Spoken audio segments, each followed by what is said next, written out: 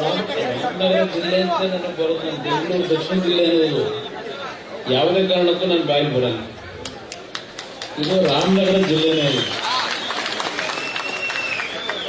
ರಾಮನಗರ ಜಿಲ್ಲೆಯ ನಮ್ಮ ಬಿಡದಿ ಹೋಬಳಿ, ಈ ಬಿಡದಿ ಹೋಬಳಿ ನನಗೆ ಬಹುಶಃ ಯಾವ ಜನ್ಮದಲ್ಲಿ ಈ ಒಂದು ನೆಲದಲ್ಲಿ ಹುಟ್ಟಿದ್ದ ಗೊತ್ತಿಲ್ಲ. ನಾನು ಯಾವ ಜನ್ಮದಲ್ಲಿ ನಾನು ಜನ್ಮ ತಾಳದಂಥದ್ದು ಹಾಸನ ಜಿಲ್ಲೆಯಲ್ಲಿ. ರಾಜಕೀಯವಾಗಿ ಜನ್ಮ ಕೊಟ್ಟವರು ಇಲ್ಲಿರ್ತಕ್ಕಂಥ ನನ್ನ ತಾಯಂದಿರು, ಸಹೋದರಿಯರು, ಹಿರಿಯರು. ನೀವು ನನಗೆ ರಾಜಕೀಯವಾಗಿ ಜನ್ಮ ಕೊಟ್ಟರು. ನಾನು ಮೊದಲನೇ ಬಾರಿ ಲೋಕಸಭೆಗೆ ನಿಂತಿದ್ದು ಒಂದು ಭಾಗ, ಅದಾದ್ಮೇಲೆ 2 ಬಾರಿ ಚುನಾವಣೆಗೆ ಸೋತೆ 99 ಇಸ್ವಿವರೆಗೆ. ಮೊದಲನೇ ಬಾರಿ ನಿಂತಾಗ ಸುಮಾರು 1,08,000 ಬಹುಮತದಲ್ಲಿ ಗೆಲ್ಲಿಸ್ಕೊಟ್ರಿ ಲೋಕಸಭೆಗೆ. ಅದಾದ ಮೇಲೆ 3 ಚುನಾವಣೆ ಸೋತಿದ್ದೆ. ಕೊನೆಗೆ ರಾಮನಗರದ ಒಂದು ಮದುವೆ ಹೋಗಿದ್ದಾಗ ಒಂದು ಅಜ್ಜಿ ನನ್ನ ಗದ್ದ ಸರ್ವಿ, ತಲೆ ಸರ್ವಿ, ಯಾಕಪ್ಪ ಬೇರೆ ಕಡೆ ಹೋಗ್ತೀಯ, ಈ ರಾಮನಗರ ಇದು ನಿನ್ ಮನೆ, ಇದು ಈ ಕ್ಷೇತ್ರ ಬಿಟ್ಟು ಬೇರೆ ಕಡೆ ಹೋಗ್ಬೇಡಪ್ಪ ಅಂತಕ್ಕಂಥದ್ದನ್ನು ಒಂದು ಅಜ್ಜಿ ಹೇಳಿದಂಥದ್ದು. ಆ ಅಜ್ಜಿ ಮೊಮ್ಮಗ ನನಗೆ ಎಲ್ಲ ಮಾಡ್ಕೊಂಡು ನನ್ ಟೊಬ್ಬಿ ಹಾಕಿ ಹೋಗಾಯ್ತು. ಅದು ನೋಡಾಯ್ತು. ಇವತ್ತು ಒಂದು ರೀತಿಯ ನನಗೆ ಅಗ್ನಿ ಪರೀಕ್ಷೆ. ನನ್ನನ್ನ ಇವತ್ತು ಒಂದು ಅಪರಾಧಿ ಸ್ಥಾನದಲ್ಲಿ ಈಗಿನ ಸರ್ಕಾರ ನಿಲ್ಲಿಸಿದೆ. ಈ ಒಂದು ಬಿಡದಿಯ ಟೌನ್ಶಿಪ್ ಕುಮಾರಸ್ವಾಮಿಯ ಕನಸಿನ ಕೂಸು ಅಂತ ಹೇಳಿ, ನಾನು ಮುಖ್ಯಮಂತ್ರಿ ಆಗೋದಕ್ಕಿಂತ ಮುಂಚೆ, ಶಾಸಕನಾಗೋದಕ್ಕಿಂತ ಮುಂಚೆ ಈ ಭಾಗದಲ್ಲಿ ಹಲವಾರು ಬಾರಿ ಪ್ರವಾಸ ಮಾಡಿದ್ದೇನೆ. ನಮ್ಮ ರಾಮಯ್ಯನವರು ಇಲ್ಲ ಇವತ್ತು, ಅವರು ಒಬ್ಬ ನೇರವಾಗಿ ರಾಜಕಾರಣಿ ಇದೆ, ದಿವಂಗತ ರಾಮಯ್ಯನವರು.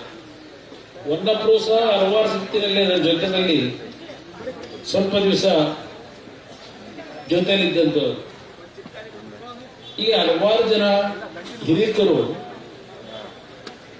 ನನ್ನನ್ನ ಬೆಳೆಸ್ತಕ್ಕಂಥದ್ರಲ್ಲಿ ಏನ್ ಪಾತ್ರ ವಹಿಸಿದ್ದಾರೆ. ನಾನು 2004ರಲ್ಲಿ ಚುನಾವಣೆ ನಿಂತಾಗ ಏನೋ ಗೊತ್ತಿಲ್ಲ, ಹೋದ ಕಡೆ ಎಲ್ಲ ಮುಂದಿನ ಮುಖ್ಯಮಂತ್ರಿ ಕುಮಾರಸ್ವಾಮಿ ಅಂತಕ್ಕಂಥದ್ದನ್ನ ಕೂಗು ನಾನು ಕೇಳ್ತಾ ಇದ್ದೆ. ನಮ್ಮ ಕೂಟ್ಕಲ್ ಹೋಬಳಿಯ ಜಾಲಮಂಗಲ, ಆ ಜಾಲಮಂಗಲದ ಲಕ್ಷ್ಮೀನಾರಾಯಣ ಸ್ವಾಮಿ ದೇವಸ್ಥಾನ ಚುನಾವಣೆ ಸಂದರ್ಭದಲ್ಲಿ ಮತ ಕೇಳಲಿಕ್ಕೆ ನಾನು ಹಳ್ಳಿ ಮೇಲೆ ಬಂದೆ. ಆ ಜಾಲಮಂಗಲದಲ್ಲೂ ಜನ ಕೂಗಿದ್ರು. ಆ ಜಾಲಮಂಗಲದ ತಂದೆ ತಾಯಿದ್ರು, ಯುವಕರು, ಮುಂದಿನ ಮುಖ್ಯಮಂತ್ರಿ ರಾಜ್ಯದಲ್ಲಿ ಅಂತೇಳಿ, ಕರ್ನಾಟಕದ ಮುಖ್ಯಮಂತ್ರಿ ಅಂತ ಹೇಳಿ. ನಾನು ದೇವಸ್ಥಾನದ ಆ ಒಂದು ಆವರಣದಲ್ಲಿ ನಿಂತ್ಕೊಂಡು ಕೈ ಮುಗಿತೀನಿ ನಿಮ್ಮೆಲ್ಲರಿಗೆ. ನಾನೇನೋ ಅಧಿಕಾರ ಪಡಿಬೇಕು ಅಂತ ಹೇಳಿ ಚುನಾವಣೆಗೆ ನಿಂತಿಲ್ಲ. ಮುಖ್ಯಮಂತ್ರಿ ಅಂತಕ್ಕಂಥ ಪದ ಬಳಕೆ ಮಾಡಬೇಡಿ. ನನಗೆ ಮುಖ್ಯಮಂತ್ರಿ ಸ್ಥಾನಕ್ಕಿಂತ ಹೆಚ್ಚಾಗಿ ಈ ತಾಲೂಕಿನ ಜನ ಯಾವತ್ತೂ ಒಂದು ಕಣ್ಣಲ್ಲಿ ನೀರಾಗ್ತೆ, ಸಂತೋಷದಿಂದ ಬದುಕನ್ನ ಪ್ರತಿ ಕುಟುಂಬ ಕಾಣುತ್ತೆ. ಅಲ್ಲಿವರೆಗೆ ನನಗೆ ಯಾವುದೇ ಅಧಿಕಾರ ಬೇಡ ಅಂತಕ್ಕಂಥ ಮಾತು 2004ರ ಚುನಾವಣೆಯಲ್ಲಿ ಜಾಲಮಂಗಲದ ಲಕ್ಷ್ಮೀನಾರಾಯಣ ದೇವಸ್ಥಾನದ ಮುಂಭಾಗದಿಂದ ಭಾಷಣ ಮಾಡಿದೆ. ಬಹುಶಃ ನನಗೆ ಶಾಪ ಆಗಿದೆ. ಯಾಕೆ ಅಂದ್ರೆ ಆ ದೇವರ ಸನ್ನಿಧಾನದಲ್ಲಿ ನಾನು ಹೇಳೋದಲ್ಲ, ನಾನು ಯಾವ ಅಧಿಕಾರ ಅಪೇಕ್ಷೆ ಪಡಲ್ಲ. ನನಗೆ ಬೇಕಾಗಿರೋದು ರಾಮನಗರ ತಾಲೂಕಿನ ಪ್ರತಿ ಕುಟುಂಬಗಳು ನೆಮ್ಮದಿಯ ಬದುಕನ್ನ ಕಾಣಬೇಕು. ಅಲ್ಲಿವರೆಗೆ ನನಗೆ ಯಾವ ಅಧಿಕಾರ ಬೇಡ ಅಂತಕ್ಕಂಥ ಮಾತಾಡಿದೆ.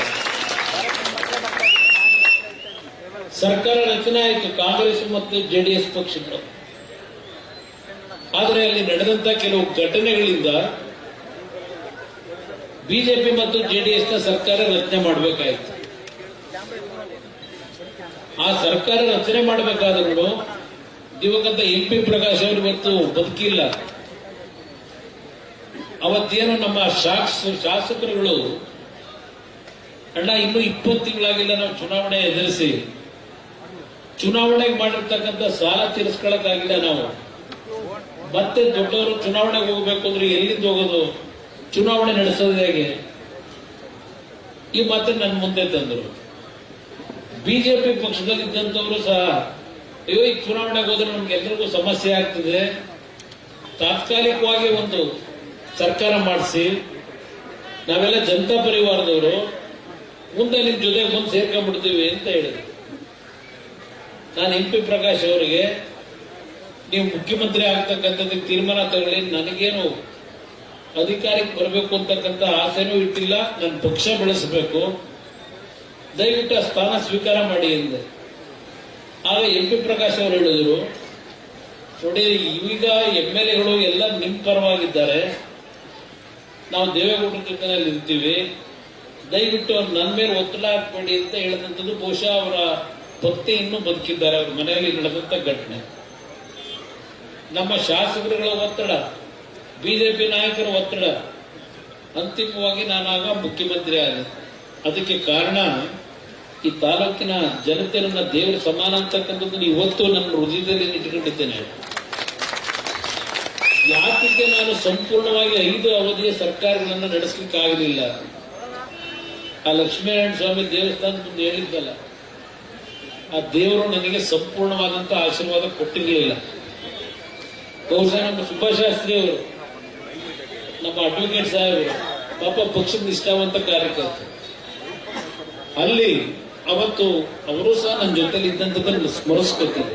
ಬಹಳ ಜನ ಇದ್ರೆ ಅವತ್ತು ಆ ಜಾಗಮಂಗಲದಲ್ಲಿ ಇದ್ದಂಥವ್ರು. ಯಾಕಿದನ್ನು ಹೇಳ್ತಾ ಇದ್ದೇನೆ ಅಂದ್ರೆ, ನಾನು ಮುಖ್ಯಮಂತ್ರಿ ಆದ ಮೇಲೆ ಬೆಂಗಳೂರು ನಗರದ ಸಮಸ್ಯೆಗಳೇನಿತ್ತು, ನನಗೆ ಅಧಿಕಾರಿಗಳು ಯಾವ ರೀತಿ ಅಧಿಕಾರ ನಡೆಸಬೇಕು ಅಂತ ಹೇಳ್ಕೊಟ್ಟವರಲ್ಲ. ನಾನು ಕಲ್ತಿದ್ದು ಅಧಿಕಾರ ಇದ್ದರೆ ಮೊದಲನೇ ಬಾರಿ MLA, ಮೊದಲನೇ ಬಾರಿ ಮುಖ್ಯಮಂತ್ರಿ ಆಗಿದ್ದೀನಿ. ಆಡಳಿತ ನಡೆಸಬೇಕಲ್ಲ. ನಾನು ಗ್ರಾಮ ವಾಸ್ತವ್ಯ, ಜನತಾ ದರ್ಶನದ ಮುಖಾಂತರ ಈ ಹಳ್ಳಿಯಿಂದ ಬರ್ತಕ್ಕಂಥ ಬಡವರ ಕಷ್ಟಗಳನ್ನ ನೋಡ್ತಾ ಇದ್ದೆ. ಅಂತ ಬಡವರಿಂದ ನಾನು ಅಧಿಕಾರ ಹೇಗೆ ನಡೆಸಬೇಕು ಅಂತ ಕಲ್ತ್ಕೊಂಡವನು. ಬೆಂಗಳೂರು ನಗರದ ಅಭಿವೃದ್ಧಿಗೆ ಹಲವಾರು ರೀತಿಯ ತೀರ್ಮಾನ ತೆಗೆದುಕೊಂಡೆ, ಆದ್ರೆ ನಾನು ಪ್ರಚಾರ ತಗೊಳ್ಳಿಲ್ಲ. ಈಗ ಪುಟಗಟ್ಟಲೆ ಕೊಡ್ತಾರಲ್ಲ ಪ್ರಚಾರ, 4 ಪೇಜು 5 ಪೇಜು ಕೊಡ್ತಾರಲ್ಲ, ಆ ರೀತಿ ನಾನು ಎಂದೂ ಪ್ರಚಾರ ಪಿಟ್ಟಿಸಿ ಈ ರಾಜ್ಯದ ಜನತೆಯ ತೆರಿಗೆ ಹಣವನ್ನು ದುಂದು ವೆಚ್ಚ ಮಾಡಲಿಲ್ಲ. ಅದೇ ನಾನು ಮಾಡಿದಂತ ಇನ್ನೊಂದು ತಪ್ಪಿರ್ಬೋದು. ಈ ಒಂದು ಬೇರೆ ವಿಷಯಗಳನ್ನೆಲ್ಲ ಚರ್ಚೆ ಮಾಡಿ ನಿಮ್ ಸಮಯ ವ್ಯರ್ಥ ಮಾಡಲ್ಲ. ಯಾಕೆಂದ್ರೆ ಒಂದೆಲ್ಲ ಬಹಳ ಸುದೀರ್ಘವಾಗಿ ಮಾತಾಡಿರೋದು ಅಷ್ಟೇ ಅಲ್ಲ, ನಾನು ಇಲ್ಲಿ ಹಲವಾರು ಜನ ನನ್ನ ಅಕ್ಕಂದ್ರೋ ತಂಗಿರೋ ಜೊತೆ ನನ್ನ ಮಕ್ಕಳು ಸಮಾನವಾಗಿರ್ತಕ್ಕಂಥ 2-3 ಜನ ಹೆಣ್ಣು ಮಕ್ಕಳು ಕಾಲೇಜಿನ ಇಂಜಿನಿಯರಿಂಗ್ ಮಾಡಿರ್ತಕ್ಕಂಥವ್ರು, ಅದ್ರ ಜೊತೆ ನಮ್ಮ ಯುವಕರೊಬ್ರು ಯೋಗಿ ಅದ್ಭುತವಾಗಿ ಮಾತನಾಡೋದು. ನಾನು ಇಲ್ಲಿ ಕೂತು ನಾನು ಯೋಚನೆ ಮಾಡ್ತಾ ಇದ್ದೆ, ಈ ರೀತಿಯ ಒಂದು ಚಿಂತನೆ ಇಟ್ಟಿರ್ತಕ್ಕಂಥ ನನ್ನ ಸಹೋದರಿಯರು, ನನ್ನ ಯುವಕ ಸ್ನೇಹಿತರು ಏನೋ ಹೇಳ್ತಾರ ಜನಿಸಿ ಅದನ್ನ ಈ ರಾಜ್ಯದಲ್ಲಿ ಅನುಷ್ಠಾನ ತರಕ್ಕೆ ನಿಮ್ಮಂತವರು ಇವತ್ತು ಬಿಡುದಿನಲ್ಲಿ ನನ್ನ ತಾಯಂದಿರು 470 ದಿವಸಲು ಹಿರಿಯರಿರ್ಬೋದು ಕಿರಿಯರಿರ್ಬೋದು ನೀವೆಲ್ಲ ಸೇರಿ ಒಂದು ಸರ್ಕಾರ ಏನು ಒಂದು ಜನವಿರೋಧಿ ನೀತಿಯನ್ನು ಮಾಡ್ಲಿಕ್ಕೆ ಹೊರಟಿದ್ದಾರೆ. ರೈತರ ಒಂದು ಕುಟುಂಬಗಳಲ್ಲಿ ಆತಂಕದ ವಾತಾವರಣ ಸೃಷ್ಟಿ ಮಾಡಿದ್ದಾರೆ. ಇಲ್ಲಿಂದ ಒಂದು ಸಂದೇಶ, ಆ ರೀತಿಯ ಒಂದು ಭಾವನೆಗಳನ್ನ ನಿಮ್ಮ ಹೃದಯದಲ್ಲಿ ಇಟ್ಕೊಂಡಂತವ್ರು, ಆ ಜ್ಞಾನ ಬೆಳೆಸ್ಕೊಂಡಿರ್ತಕ್ಕಂಥ ನಮ್ಮ ಯುವಕರು ಈ ಒಂದು ಹೋರಾಟದಿಂದ ಇಡೀ ರಾಜ್ಯಕ್ಕೆ ಒಂದು ಸಂದೇಶ ತಲುಪಿಸಿದರೆ, ಬಹುಶಃ ನಿನ್ನೆ ದಿನ ನಾನು ಮಂಡ್ಯದ ಮದ್ದೂರು ತಾಲೂಕಿನಲ್ಲಿರ್ತಕ್ಕಂಥ ನವೋದಯ ವಿದ್ಯಾಲಯಕ್ಕೆ ಹೋಗಿದ್ದೆ. ಇದು ನೀನು ಇದ್ದಲ್ಲಪ್ಪ, ನಿನ್ನೆ ಬಂದಿದ್ದಲ್ಲ ಮಕ್ಕಳು ಕರ್ಕೊಂಡು ದೇವಸ್ಥಾನಕ್ಕೆ ಹೋಗ್ತಾ ಇದ್ದೀನಿ, ನೀನು ನೋಡಿ ಬಂದೆ ಅಣ್ಣ ಅಂತ. ಅಲ್ಲಿ ಒಬ್ಬ ಯುವಕ ಅವನು 8ನೇ ತರಗತಿನೋ 9ನೇ ತರಗತಿ ವಿದ್ಯಾರ್ಥಿ ನನ್ನ ಹತ್ರ ಬಂದು ಕೇಳ್ತಾನೆ, ಅಣ್ಣ ಇಲ್ಲಿ ಈ ರಾಜ್ಯದಲ್ಲಿ ಭ್ರಷ್ಟಾಚಾರಗಳು ಇದೆಲ್ಲ ನಡೀತಾ ಇದೆಯಲ್ಲ, ಇದನ್ನು ನಿಲ್ಲಿಸ್ಲಿಕ್ಕೆ ಆಗಲ್ವಾ ಅಂತ ಕೇಳ್ತಾನೆ. ಉತ್ತರ ಏನು ಕೊಡೋದು? ಒಬ್ಬ ಯುವಕ 8 ವರ್ಷ 8ನೇ ತರಗತಿ ಓದ್ತಕ್ಕಂಥ ಯುವಕ ನಾನು ಪ್ರಶ್ನೆ ಮಾಡ್ತೀನಿ. ಇದೆಲ್ಲ ಯಾತಿಗೆ ನಾನು ಹೇಳ್ತಾ ಇದ್ದೇನೆ? ನನ್ನನ್ನ ಬೆಳೆಸಿರ್ತಕ್ಕಂಥ ಪುಣ್ಯಾತ್ಮ ತಂದೆ ತಾಯಿದ್ರು ನೀವುಗಳು ನಾನು ಯಾವುದೇ ಕಾರಣಕ್ಕೂ ನಾನು ಒಳ್ಳೇದಾಗೋದಿಲ್ಲ ಸುಳ್ಳು ಹೇಳ್ತಾ ಇದ್ರೆ. ನಾನೀಗ 5ನೇ ಬಾರಿ ನನ್ನ ಜೀವನದಲ್ಲಿ ದೇವರಿಂದ ಜೀವದಾನ ಪಡೆದು ಬಂದಿರ್ತಾನು ಇಲ್ಲಿ ಕೂತಿದ್ದೇನೆ ನಿಮ್ ಮುಂದೆ ಇವತ್ತು ಕೂತ್ ಮಾತಾಡೋ ಪರಿಸ್ಥಿತಿ ನಾನು ಇರಲಿಲ್ಲ. ಹಲವಾರು ನಾಡಿನ ಲಕ್ಷಾಂತರ ಜನ ಅಯ್ಯೋ ಪಾಪ ಕುಮಾರಸ್ವಾಮಿ ಹುಷಾರಿರುವಂತೆ, ಭಗವಂತ ಒಳ್ಳೇದ್ ಮಾಡಲಪ್ಪ, ಆರೋಗ್ಯ ಸರಿಯಾಗಲಿ, ಈ ಒಂದು ಪ್ರಾರ್ಥನೆ ಸಲ್ಲಿಸಿದ ಪ್ರತಿಫಲ ಇವತ್ತು 5ನೇ ಬಾರಿ ಜೀವದಾನ ಪಡ್ಕೊಂಡು ಇಲ್ಲಿ ಬಂದು ಮುಂದೆ ಕೂತಿದ್ದೆ.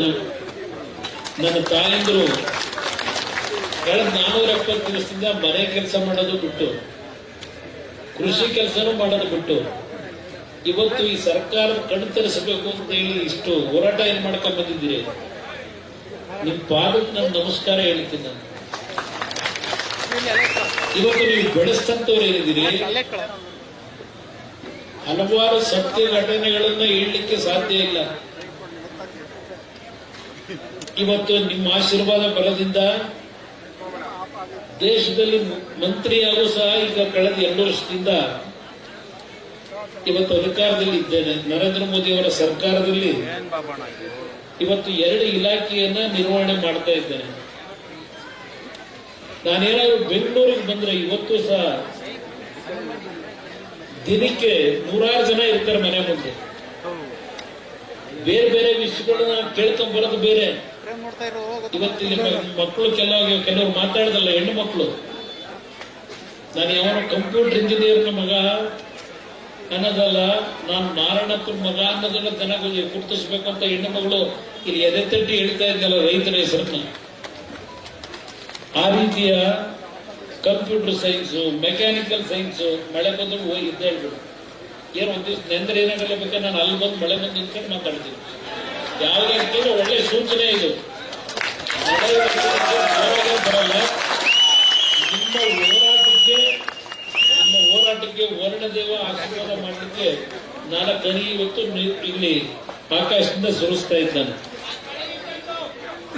ಇಲ್ಲಿ ಯಾಕೆ ಹೇಳ್ತೀನಿ ಅಂದ್ರೆ, ದಿನಕ್ಕೆ 100 ಯುವಕರು, ಹೆಣ್ಣು ಮಕ್ಕಳು ಕೆಲಸ ಇಲ್ಲ ಅಂತ ಬರ್ತಾರೆ. ನಾವು ಹೊರಗಡೆ ಹೇಳ್ತೀವಿ, ದೊಡ್ಡ ದೊಡ್ಡ ಕಾರ್ಖಾನೆ ತಂದು ನಿಮ್ಗೆಲ್ಲ ದೊಡ್ಡ ದೊಡ್ಡ ಉದ್ಯೋಗ ಕೊಡಿಸ್ತೀವಿ ಅಂತ ಹೇಳ್ತೀವಿ. ನನಗೆ ಆದಂತ ಅನುಭವವನ್ನ ನಿಮ್ ಮುಂದೆ ಹೇಳ್ತಾ ಇದ್ದೇನೆ. ಇವತ್ತಿನ ಒಂದು ಪರಿಸ್ಥಿತಿ, ಯಾರಿಗೂ ಈಗ ಪರ್ಮನೆಂಟ್ ಕೆಲಸ ಯಾರು ಕೊಡ್ತಾ ಇಲ್ಲ. ಸರ್ಕಾರದಲ್ಲೂ ಕೊಡ್ತಾ ಇಲ್ಲ, ಕಾರ್ಖಾನೆಗಳಲ್ಲೂ ಕೊಡ್ತಾ ಇಲ್ಲ. ಔಟ್ಸೋರ್ಸಸ್ ಅಂತ ಮಾಡಿ 1 ವರ್ಷ ನಿಮ್ಮನ್ನ ದುಡಿಸ್ಕೊತಾರೆ, 2ನೇ ವರ್ಷ ನಿಮ್ಮನ್ನ ಖಾಲಿ ಮಾಡಿ ಕಳಿಸ್ತಾರೆ. ಇದಕ್ಕೆ ನಾವು ನಮ್ಮ ರೈತರ ಭೂಮಿನ ಕೊಡಬೇಕು ಅನ್ನೋದು ನನಗೂ ಸಹ ಕಣ್ಣು ತೆರೆದಿದೆ ಅನ್ನೋದನ್ನ ನಿಮ್ ಗಮನಕ್ಕೆ ಮೊದಲನೇದಾಗಿ ತರಲಿಕ್ಕೆ ಬಯಸ್ತೀನಿ. ಈ ಕೂಸು ಅಂತ ಹೇಳ್ತಾರಲ್ಲ, ಅದು ಎಲ್ಲದಕ್ಕಿಂತ ಮುಂಚೆ ಈ ರೆಡ್ ಝೋನು ಅಂತ ಹೇಳಿ ಇವತ್ತು ಅಲ್ಲಿ ಏನು ನಿಂತವರೆಲ್ಲ ಧರಣಿ ಮಾಡ್ಕೊಂಡು ನನಗೆ ಧಿಕ್ಕಾರಕ್ಕೆ ಹೋಗಿ ಈ ಕೆಂಪು ಪೌಡರ್ ಹಿಡ್ಕೊಂಡವ್ರೆ. ಈ ರೆಡ್, ಯೆಲ್ಲೋ, ಅದೆಂತದೋ ಗ್ರೀನು, ಇದು ನನಗಿಂತ ಹೆಚ್ಚಾಗಿ ಅವ್ರ ನಾಯಕರಿಗೆ ಚೆನ್ನಾಗಿ ಗೊತ್ತಿಗೆ ರಾಜ್ಯದ ಮುಖ್ಯಮಂತ್ರಿಗೆ.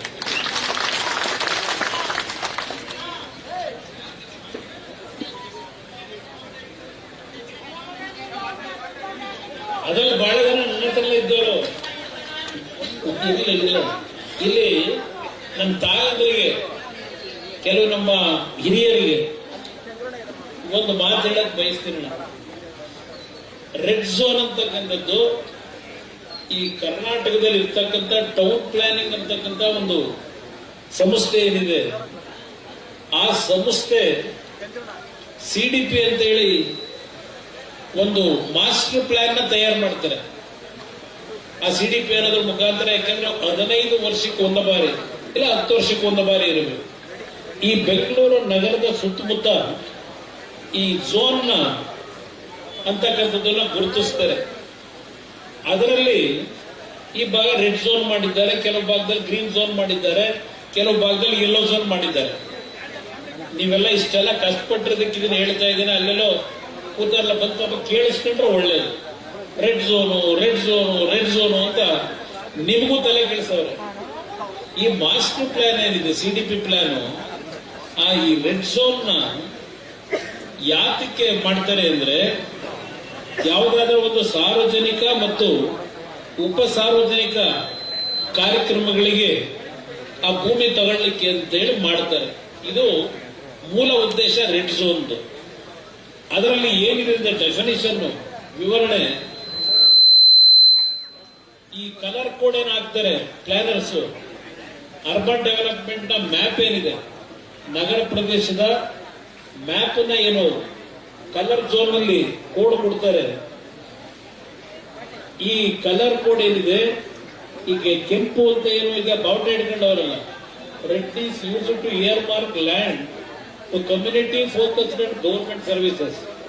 ಒಂದು ಸಾರ್ವಜನಿಕವಾಗಿ ಯಾವುದಾದ್ರೂ ಒಂದು ಸ್ಕೂಲ್ ಕಟ್ಟಡ ಕಟ್ಟಲಿಕ್ಕೋ, ಆಸ್ಪತ್ರೆ ಕಟ್ಟಡ ಕಟ್ಟಲಿಕ್ಕೋ, ಇಲ್ಲ ಗವರ್ಮೆಂಟ್ ಬಿಲ್ಡಿಂಗು ಆಫೀಸ್ ಕಟ್ಟಲಿಕ್ಕೋ, ಇಲ್ಲ ದೇವಸ್ಥಾನಗಳನ್ನು ಕಟ್ಟಲಿಕ್ಕೋ, ಕಮ್ಯುನಿಟಿ ಸೆಂಟರ್ ಒಂದು ಸಮುದಾಯ ಭವನ ಕಟ್ಟತಕ್ಕಂಥದ್ದಕ್ಕೆ ಮಾತ್ರ ಪರ್ಮಿಷನ್ ಕೊಡಬೇಕು ಅನ್ನೋದಕ್ಕೆ ಪರ್ಮಿಸಬಲ್ ಯೂಸಸ್ ಅಂತ ಹೇಳಿ ಈ ರೆಡ್ ಝೋನ್ ಅನ್ನ ಅಲಾಟ್ ಮಾಡಿರೋದು. ಆ ಬಣ್ಣ ಹತ್ತಿ ತೋರಿಸ್ತಾರೆ, ಇದು ರೆಡ್ ಝೋನ್ ಅಂತ ಹೇಳಿ. ಅದ್ರ ಜೊತೆಗೆ ಇದರ ಇಂಪ್ಲಿಕೇಶನ್, ಪ್ರಾಪರ್ಟಿನ ಈ ಜಮೀನ್ ಖರೀದಿ ಮಾಡ್ಯಾರ ಅವರಲ್ಲ, ಅವರಿಗೆ ಏನ್ ಫಾಲೋ ಮಾಡಬೇಕು ಅಂತೇಳಿ ಅದಕ್ಕೆ ಒಂದು ಏನ್ ಮಾಡಿದ್ದಾರೆ, ಆ ಕೆಲವು ಡೀಟೇಲ್ ಏನ್ ಕೊಟ್ಟಿದ್ದಾರೆ. ನಿಮ್ಮ ಜಮೀನನ್ನ ಯಾರು ಕಿತ್ಕೊಳ್ಳೋಕ್ಕಾಗಲ್ಲ. ಇವತ್ತು ನೀವು ಹೇಳಿದ್ರೆ ನನ್ನ ತಾಯಿಯರ ಮಾತಾಡ್ಬೇಕಾರೇನೋ ನನ್ನ ಹಳೆ ಸ್ನೇಹಿತ ಅಲ್ಲೆಲ್ಲೋ ಹೇಳೋನ ನೋಡಿದೆ, ಯಾವುದೋ ಒಂದು ವಾಟ್ಸಪ್ ಅಲ್ಲಿ ತೋರಿಸ್ತಾರದ್ನ. ರೆಡ್ ಝೋನ್ ಅಂತಕ್ಕಂಥದ್ದನ್ನ ಕುಮಾರಣ್ಣ ಅವತ್ತೇನಾದ್ರೂ ಗುರುತಿಸದೆ ಹೋಗಿದ್ರೆ ಇವತ್ತು ಜಮೀನುಗಳೇ ಉಳಿತಿರ್ಲಿಲ್ಲ. ಇಲ್ಲಿ ಯಾವೊಂದು ಲ್ಯಾಂಡ್ ಮಾಫಿಯಾಗಳವರಲ್ಲ, ಭೂಗಳ್ರು ಇಷ್ಟೊತ್ತಿಗೆ ಎಲ್ಲ ಲಪಟಾಯಿಸ್ಬಿಡೋರು ಅಂತ ಹೇಳಿ ಎಲ್ಲ ಒಂದ್ ಕಡೆ ಟಿವಿಲಿ ಹೇಳಿರೋದನ್ನ ಕೆಲವರು ಹಾಕೊಂಡಿದ್ದೀರಿ. ಈಗ ಇದು ನಮ್ಮ ಹಳೆ ಸ್ನೇಹಿತ, ಅವ್ರ ಹೆಸರು ಹೇಳಕ್ಕೂ ನನಗೆ ಅಸಹ್ಯ, ಹೇಳಲ್ಲ. ಇಲ್ಲಿ ಇರ್ತಕ್ಕಂಥದ್ದು ರೆಡ್ ಝೋನ್ ಅಂತಕ್ಕಂಥದ್ದು ಏನು ಅನ್ನೋದನ್ನ ನಿಮ್ಮ ಗಮನಕ್ಕೆ ನಾನು ತರ್ತಾ ಇದ್ದೇನೆ.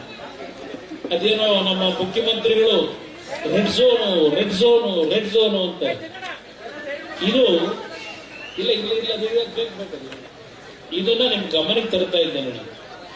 ನಂತರ ಇಲ್ಲಿ ಇದೆಂತ ಈಗ ಆದೇಶ ಹೊರಡಿಸೋಲ್ಲ ಕ್ಯಾಬಿನೆಟ್ದು, ನಿಮಗೆ ಸಂಪೂರ್ಣ ಹಣ ಕೊಡಲ್ಲ, 50% ನಿಮ್ಮ ಲ್ಯಾಂಡ್ ವ್ಯಾಲ್ಯೂಗೆ ದುಡ್ಡು ಕೊಡ್ತಾರಂತೆ.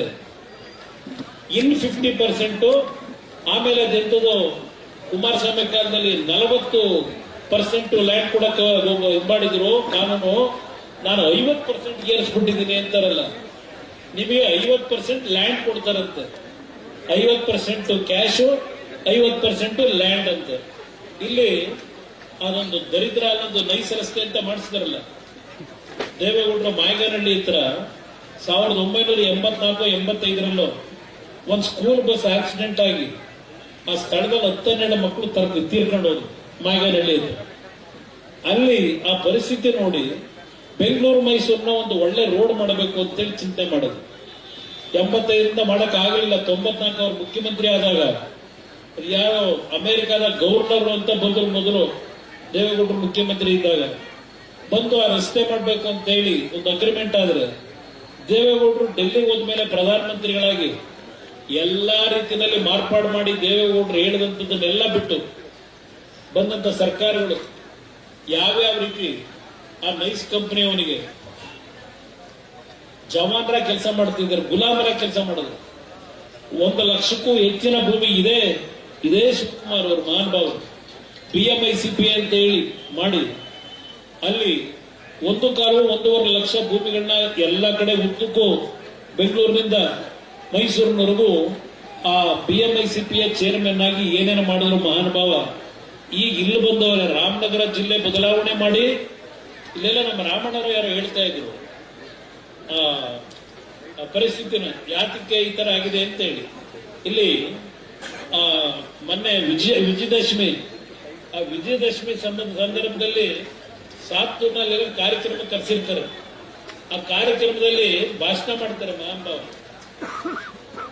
ಅಕ್ಟೋಬರ್ 24, 2023 ಅವ್ರ ಭಾಷಣ ಏನಪ್ಪಾ ಅಂದ್ರೆ, ವಿಜಯದಶಮಿ ಹಬ್ಬದ ಪ್ರಯುಕ್ತ ಅಕ್ಟೋಬರ್ 24ರಂದು ಕನಕಪುರ ಕ್ಷೇತ್ರದ ಸಾತ್ತೂರಿನಲ್ಲಿ ನಡೆದ ಸಾರ್ವಜನಿಕ ಕಾರ್ಯಕ್ರಮ ಹಾಗೂ ದೇವಾಲಯದ ಕಾರ್ಯಕ್ರಮದಲ್ಲಿ ಅದೇನ್ ದೇವಸ್ಥಾನಗಳಿಗೆ ಹೋಯ್ತಾರೋ, ಅದ್ ಯಾವ್ಯಾವ ಗುರುಗಳನ್ನ ಇಟ್ಕೊಂಡವ್ರೋ, ಅದೇನ್ ದೇವರು ಯಾವಾಗ ಏನ್ ಮಾಡ್ತಾರೋ ನೋಡ್ಬೇಕು ನಾನು.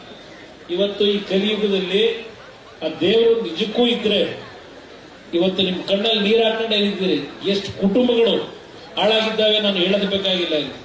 ಅದೆಂತದೋ ನಮ್ಮ ಪೋಸ್ಟ್ಗಳು ಹಾಕೊಂಡು ಅಲ್ಲೆಲ್ಲ ಬಿಡದಿ ರೋಡಲ್ಲಿ ಏನೋ ದಿವಸ ಹಾಕೊಂಡು ಓಡಾಡ್ತಾವ್ರೆ. ಅದೆಲ್ಲ ಮಾಡ್ಕೊಳ್ಳಿ ಪಾಪ.